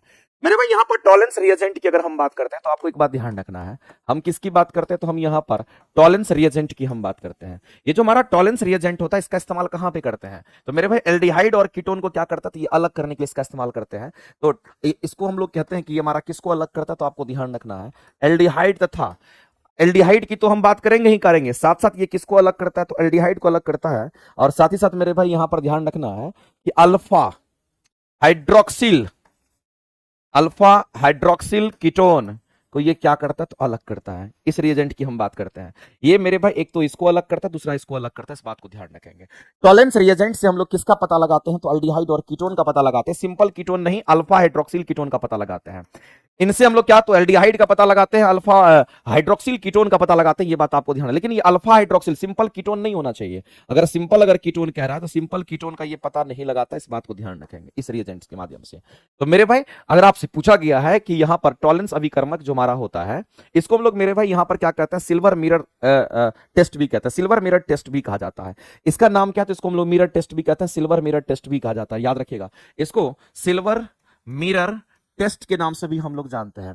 इससे किसका पता लगाते हैं हम लोग, मेरे भाई कीटोन का पता नहीं लगाते हैं। तो ये कीटोन ये प्रोपेनॉन है, ये कीटोन का है, ये नहीं होगा हमारा नॉन, देखिए ऑन लगा हुआ, ये हमारा कीटोन का नहीं होगा। इथेनॉल हमारा क्या, तो कहेंगे हमारा अल्कोहल का होगा, अल्कोहल का भी पता नहीं लगाते हम लोग, एल्डिहाइड का पता लगाते हैं जिसको CHO कहते हैं। और alpha hydroxyl ketone, alpha hydroxyl होना जरूरी है। और ध्यान रखना मेरे भाई एसिटल्डिहाइड की अगर हम बात करते हैं, एसिटल्डिहाइड में हमारा क्या है, तो एल्डिहाइड ग्रुप लगा हुआ है, यह एल्डिहाइड ग्रुप लगा है, इसका हम लोग पता लगाते हैं। और इसके एल्डिहाइड के लिए Al हमारा जुड़ा रहता है, तो इसका हम लोग पता लगाते हैं सभी कर्मक से, इस बात को आप ध्यान रखेंगे। ये भी एक क्वेश्चन आपका इस तरीके से है, इसको आप ध्यान में रखेंगे। और भी कुछ यहां पर हम आपको नोट करा देते हैं जो कि आपके एग्जाम का है। टॉलेंस रिएजेंट्स थ्योरम पता चल गया किसका पता लगाते हैं। उसी तरीके से आपको ध्यान रखना मेरे भाई कि अगर कभी भी आइडोफॉर्म टेस्ट की बात करेगा, किस टेस्ट की बात करेगा, अगर आपको आइडोफॉर्म टेस्ट की अगर बात करता है, इस आइडोफॉर्म टेस्ट से किसका पता लगाते हैं, तो आइडोफॉर्म टेस्ट से आप एल्कोहल का पता लगाते हैं। किसका, तो आप कहेंगे यहां पर एल्कोहल का पता लगाते हैं, ध्यान रखेंगे। इसी तरीके से मेरे भाई आपको ध्यान रखना, दूसरा एक टेस्ट का नाम हम लिख देते हैं जिसको लिटमस टेस्ट कहते हैं, जिसको हम लोग क्या कहते हैं, इसको हम लोग यहां पर लिटमस टेस्ट के नाम से जानते हैं। या फिर दूसरा आप नाम याद रखेंगे, लिटमस टेस्ट बोल दे, या फिर आपको सोडियम बाइकार्बोनेट NaHCO3 आपको ये टेस्ट अगर बोल देता है, ये टेस्ट किसका पता लगाता है, तो आपको ध्यान रखना ये कार्बोक्सिलिक एसिड जो हमारा होता है उसका पता लगाता है। ये कार्बोक्सिलिक के जो एसिड होता है उसका पता लगाता है, इस बात को आप ध्यान रखेंगे। ये आपको ध्यान रखना, इस तरीके से ये क्वेश्चंस भी पूछता है, ये क्वेश्चंस भी आपका पूछता है। टॉलेंस टेस्ट के साथ आप जानेंगे ये धनात्मक परीक्षण हमारा क्या देगा, तो कहेंगे हमारा यहां पर क्या देगा, तो सीधा कहेंगे हमारा ये यहां पर हम लोग कहेंगे कि एल्डिहाइड ने तो अल्फा हाइड्रोक्सिल कीटोन देता है, ध्यान रखेंगे। अगला डी ब्लॉक की अगर बात करते हैं मेरे भाई, तो पीरियोडिक टेबल में तो डी ब्लॉक आपने देखा होगा। अगर हम पीरियोडिक टेबल की अगर हम बात करते हैं, किसकी बात कर, अगर हम पीरियोडिक टेबल की बात करते हैं तो एक बात जान लीजिए कि पीरियोडिक टेबल में हमारा पीरियोडिक टेबल में अगर देखेंगे तो डी ब्लॉक को जब आप देखेंगे तो डी ब्लॉक के जो एलिमेंट होते हैं इसको हम लोग क्या कहते हैं, इसको संक्रमण तत्व कहते हैं। इसको हम लोग क्या कहेंगे मेरे भाई, तो इसको हम लोग यहां पर संक्रमण तत्व के नाम से जानते हैं, या संक्रमण धातु भी आप कहिएगा चलेगा। संक्रमण तत्व बोल दीजिए या फिर इसी को संक्रमण धातु बोलिए, क्योंकि इसमें सारा का सारा धातु ही प्रेजेंट होता है। और डी ब्लॉक हमारा कहां से कहां, तो तीसरे ग्रुप से लेकर के 12 तक का जो ग्रुप हमारा होता है उसको हम लोग कहते हैं, इस बात को ध्यान रखेंगे मेरे भाई। डी ब्लॉक के जो एलिमेंट होते हैं यही हमारा क्या होता है, जो संक्रमण तत्व या संक्रमण धातु होता है, ये हमारा क्या होता है, ये कैटलिस्ट के रूप में काम करता है। ये हमारा क्या, तो कैटलिस्ट यानी उत्प्रेरक के रूप में जनरली हमारा काम करता है, इस बात को ध्यान रखना। जनरली यही हमारा उत्प्रेरक होता है। जैसे आयरन है, आयरन भी डी ब्लॉक में आता है, निकल क्या डी ब्लॉक में आता है, कॉपर क्या डी ब्लॉक में आता है। इसी तरीके से अगर हम लोग यहां पर देखते हैं तो मेरे भाई ये सब डी ब्लॉक के एलिमेंट ही जनरली हमारे क्या होते हैं, तो कैटलिस्ट कहलाता है। कैटलिस्ट का काम होता है रिएक्शन रेट को फास्ट कर देना या रिएक्शन रेट को क्या कर देना, स्लो कर देना, वो हमारा कैटलिस्ट का काम होता है। आप यहां पर सीधा कहेंगे सर संक्रमण तत्व के संदर्भ में कौन सा स्टेटमेंट हमारा सही है, तो बोला कि वे परिवर्ती ऑक्सीकरण अवस्थाएं दर्शाता है, एग्जिबिट वेरिएबल ऑक्सीडेशन स्टेट को बताता है। जाहिर सी बात है मेरे भाई, इस बात को आप ध्यान रखेंगे जब कभी भी ये क्वेश्चन आपके सामने में आता है तो डी ब्लॉक के जो एलिमेंट होते हैं ना, डी ब्लॉक में जैसे आयरन है तो आयरन का दो दो ऑक्सीडेशन स्टेट हमारा होता है, ध्यान रखेंगे।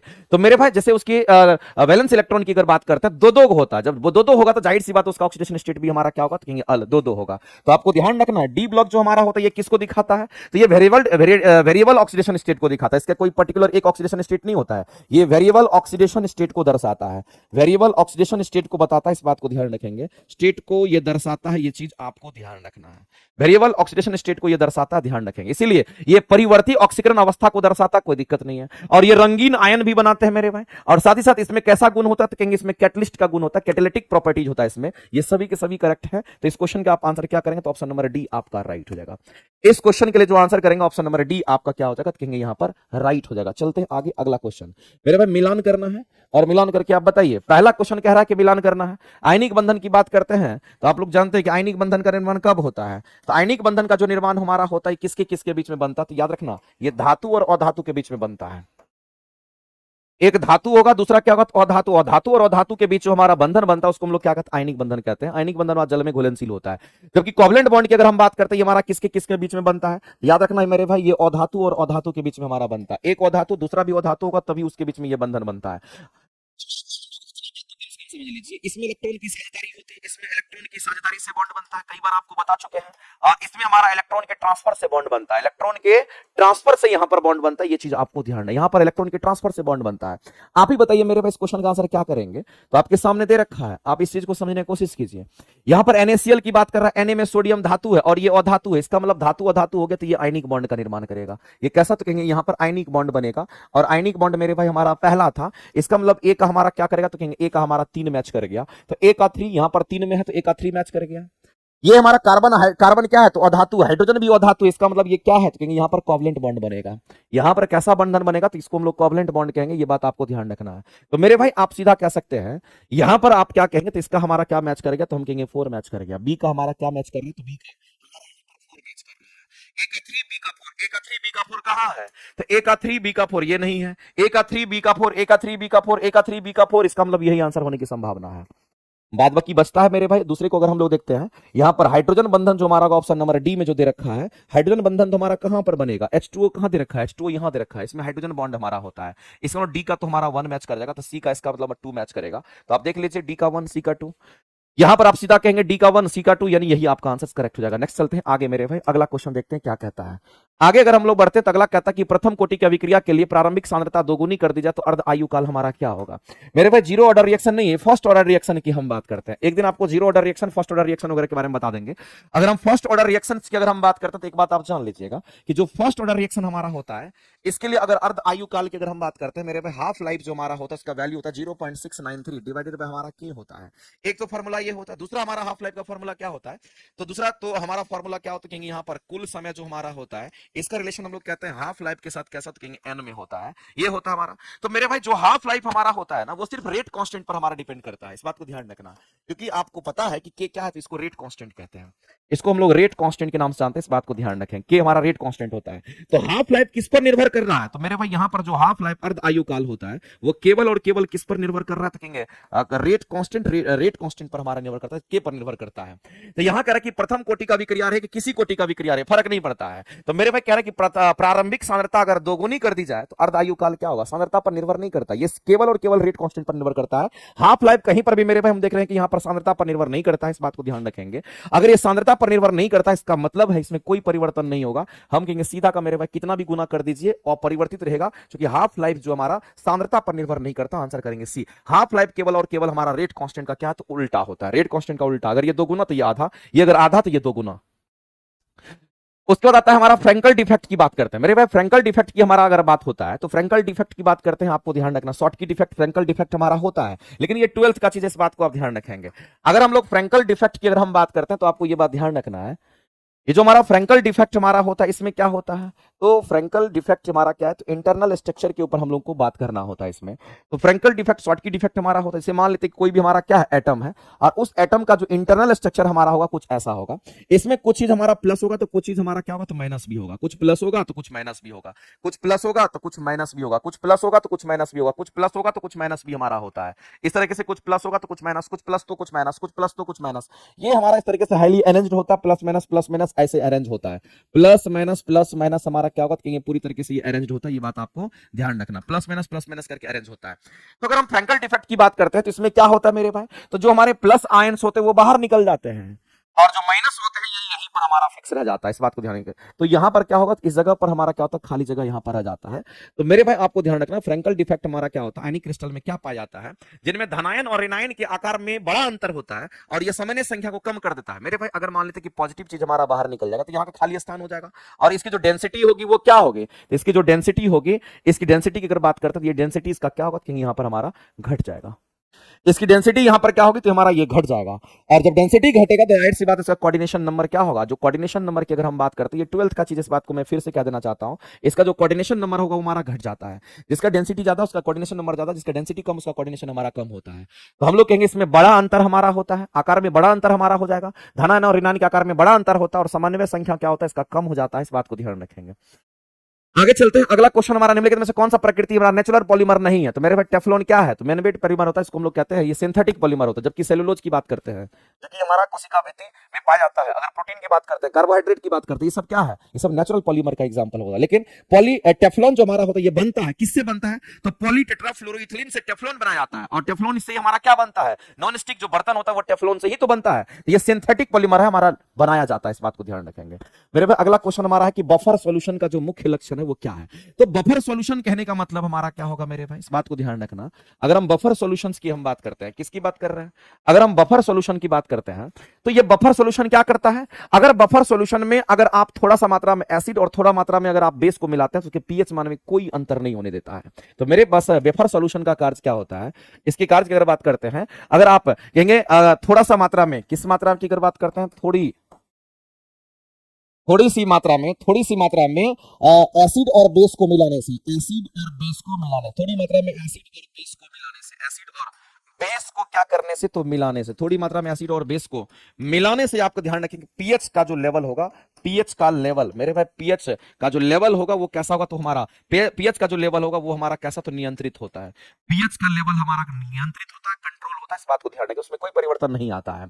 तो मेरे पास जब भी बफर सॉल्यूशन की अगर बात करते हैं तो बफर सॉल्यूशन में अगर आप अल्प मात्रा में, कितनी मात्रा में, अल्प मात्रा में, थोड़ी सी मात्रा में अगर एसिड और बेस को आप मिलाते हैं या अम्ल और क्षार को अगर मिलाते हैं तो उसके पीएच मान में कोई परिवर्तन नहीं आएगा, नगण्य परिवर्तन, मतलब कोई परिवर्तन आने नहीं देता, उसी को हम लोग बफर सॉल्यूशन कहते हैं। उसी को हम लोग क्या कहते हैं, तो उसी को हम लोग यहां पर बफर सॉल्यूशन कहते हैं, इस बात को ध्यान रखेंगे। बफर सॉल्यूशन एक ऐसा सॉल्यूशन होता है जिसमें आप थोड़ी सी मात्रा में एसिड, थोड़ी सी मात्रा में अगर बेस मिलाते हैं तो वैसी परिस्थिति में उसके पीएच मान में कोई अंतर नहीं होने देता है, उसके पीएच मान में कोई परिवर्तन नहीं होने देता, वही हमारा बफर सॉल्यूशन कहलाता है, ध्यान रखेंगे। आगे चलते हैं मेरे भाई, मिलान करना आपको बताना है, आप सभी लोग जानते हैं। यहां पर अगर सेल ऑर्गेनेल्स की बात करते हैं, लाइसोसोम को हम लोग सुसाइड बैग कहते हैं, जो कि हमारा प्लांट सेल में नहीं होता लेकिन एनिमल सेल में होता है। राइबोसोम हमारा प्रोटीन का फैक्ट्री जो कि प्रोटीन का निर्माण करता है। गोल्जी बॉडी हमारा दे रखा प्रोटीन का रूपांतरण एवं हमारा संवेष्टन पैकेजिंग की बात कर, अच्छा ये ऑप्शन में दे रखा है। तो आप राइबोसोम की अगर बात करेंगे, किसका निर्माण करेगा, तो प्रोटीन का संश्लेषण कौन करता है, राइबोसोम करता है। मेरे भाई 3 का तो हम लोग डायरेक्ट कह देंगे कि 3 का हमारा बी हो जाएगा।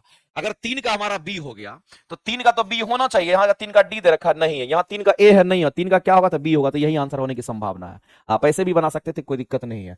आत्महत्या की जो थैली होती है जिसको अंतःकोशिकीय पाचन हम लोग कहते हैं, तो मेरे भाई ये कौन करता है, तो कहेंगे ये हमारा लाइसोसोम करता है। और लाइसोसोम हमारा क्या होता है, उसके पास मेरे भाई हाइड्रोलाइटिक एंजाइम्स होता है जो क्या करता है, कहेंगे बैक्टीरिया वायरस वगैरह को खत्म करने का काम करता है। ये एनिमल सेल में देखने को मिलता है।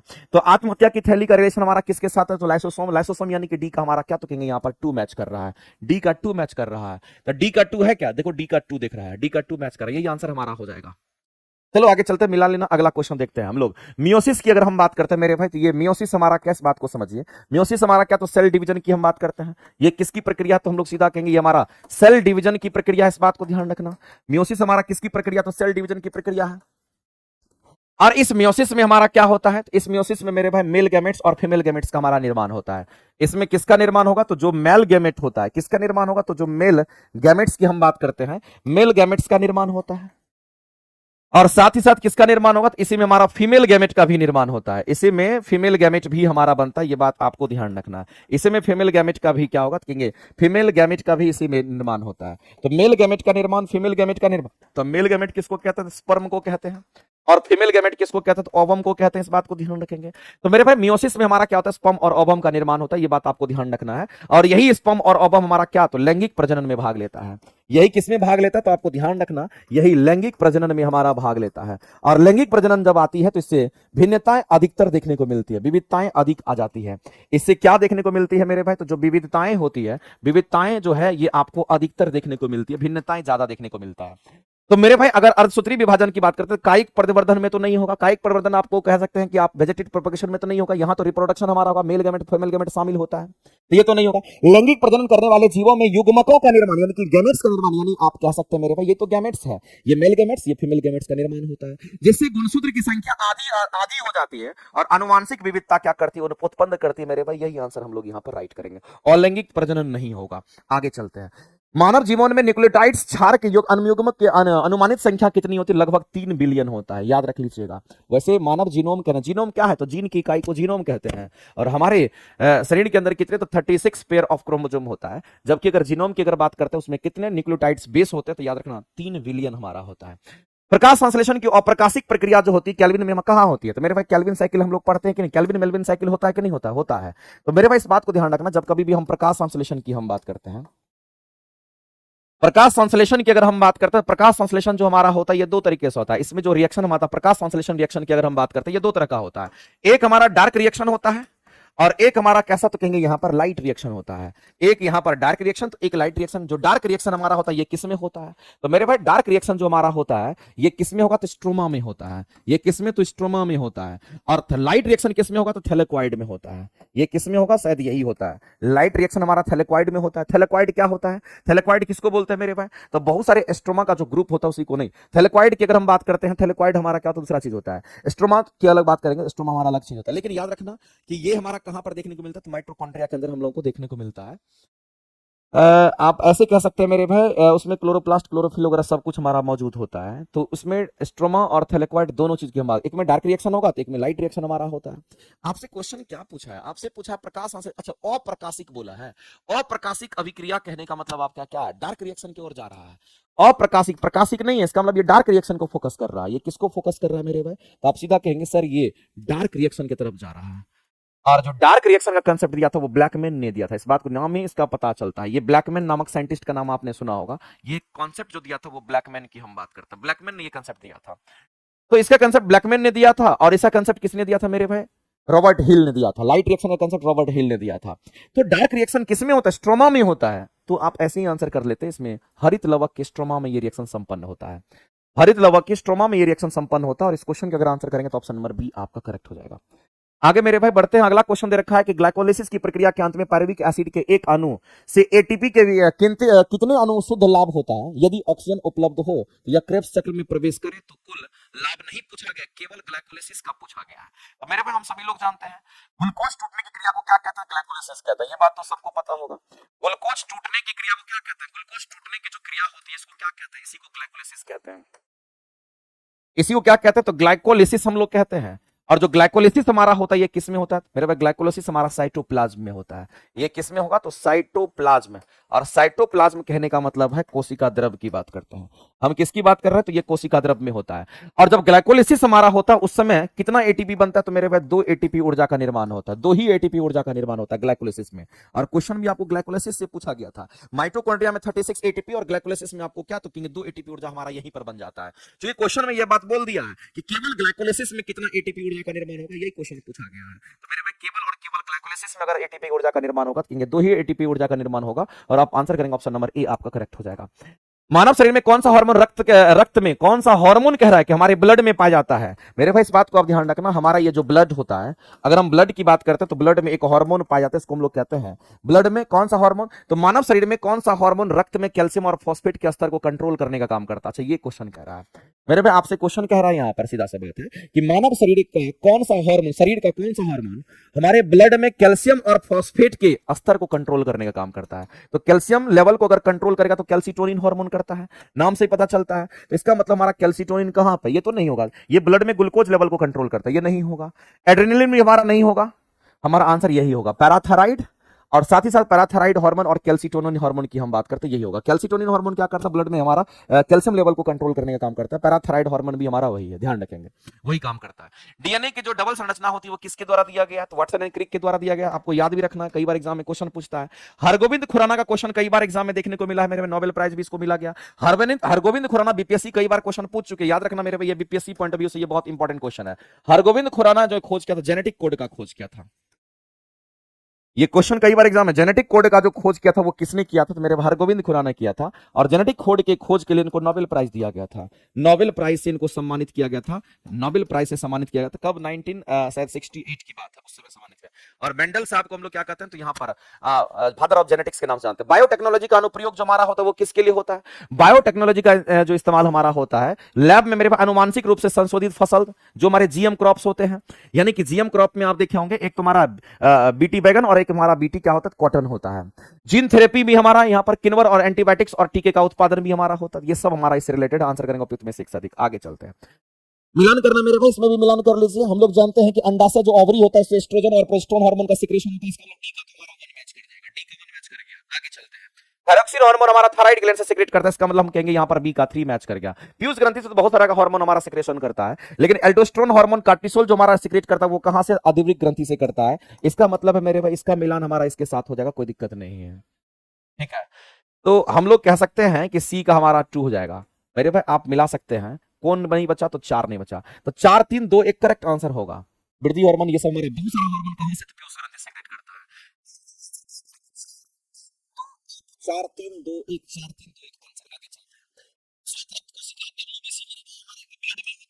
हम लोग जानते हैं कि जो हमारा ब्लड होता है, हमारे ब्लड में जो ब्लड में पाया जाता है क्या? तो आरबीसी होता है।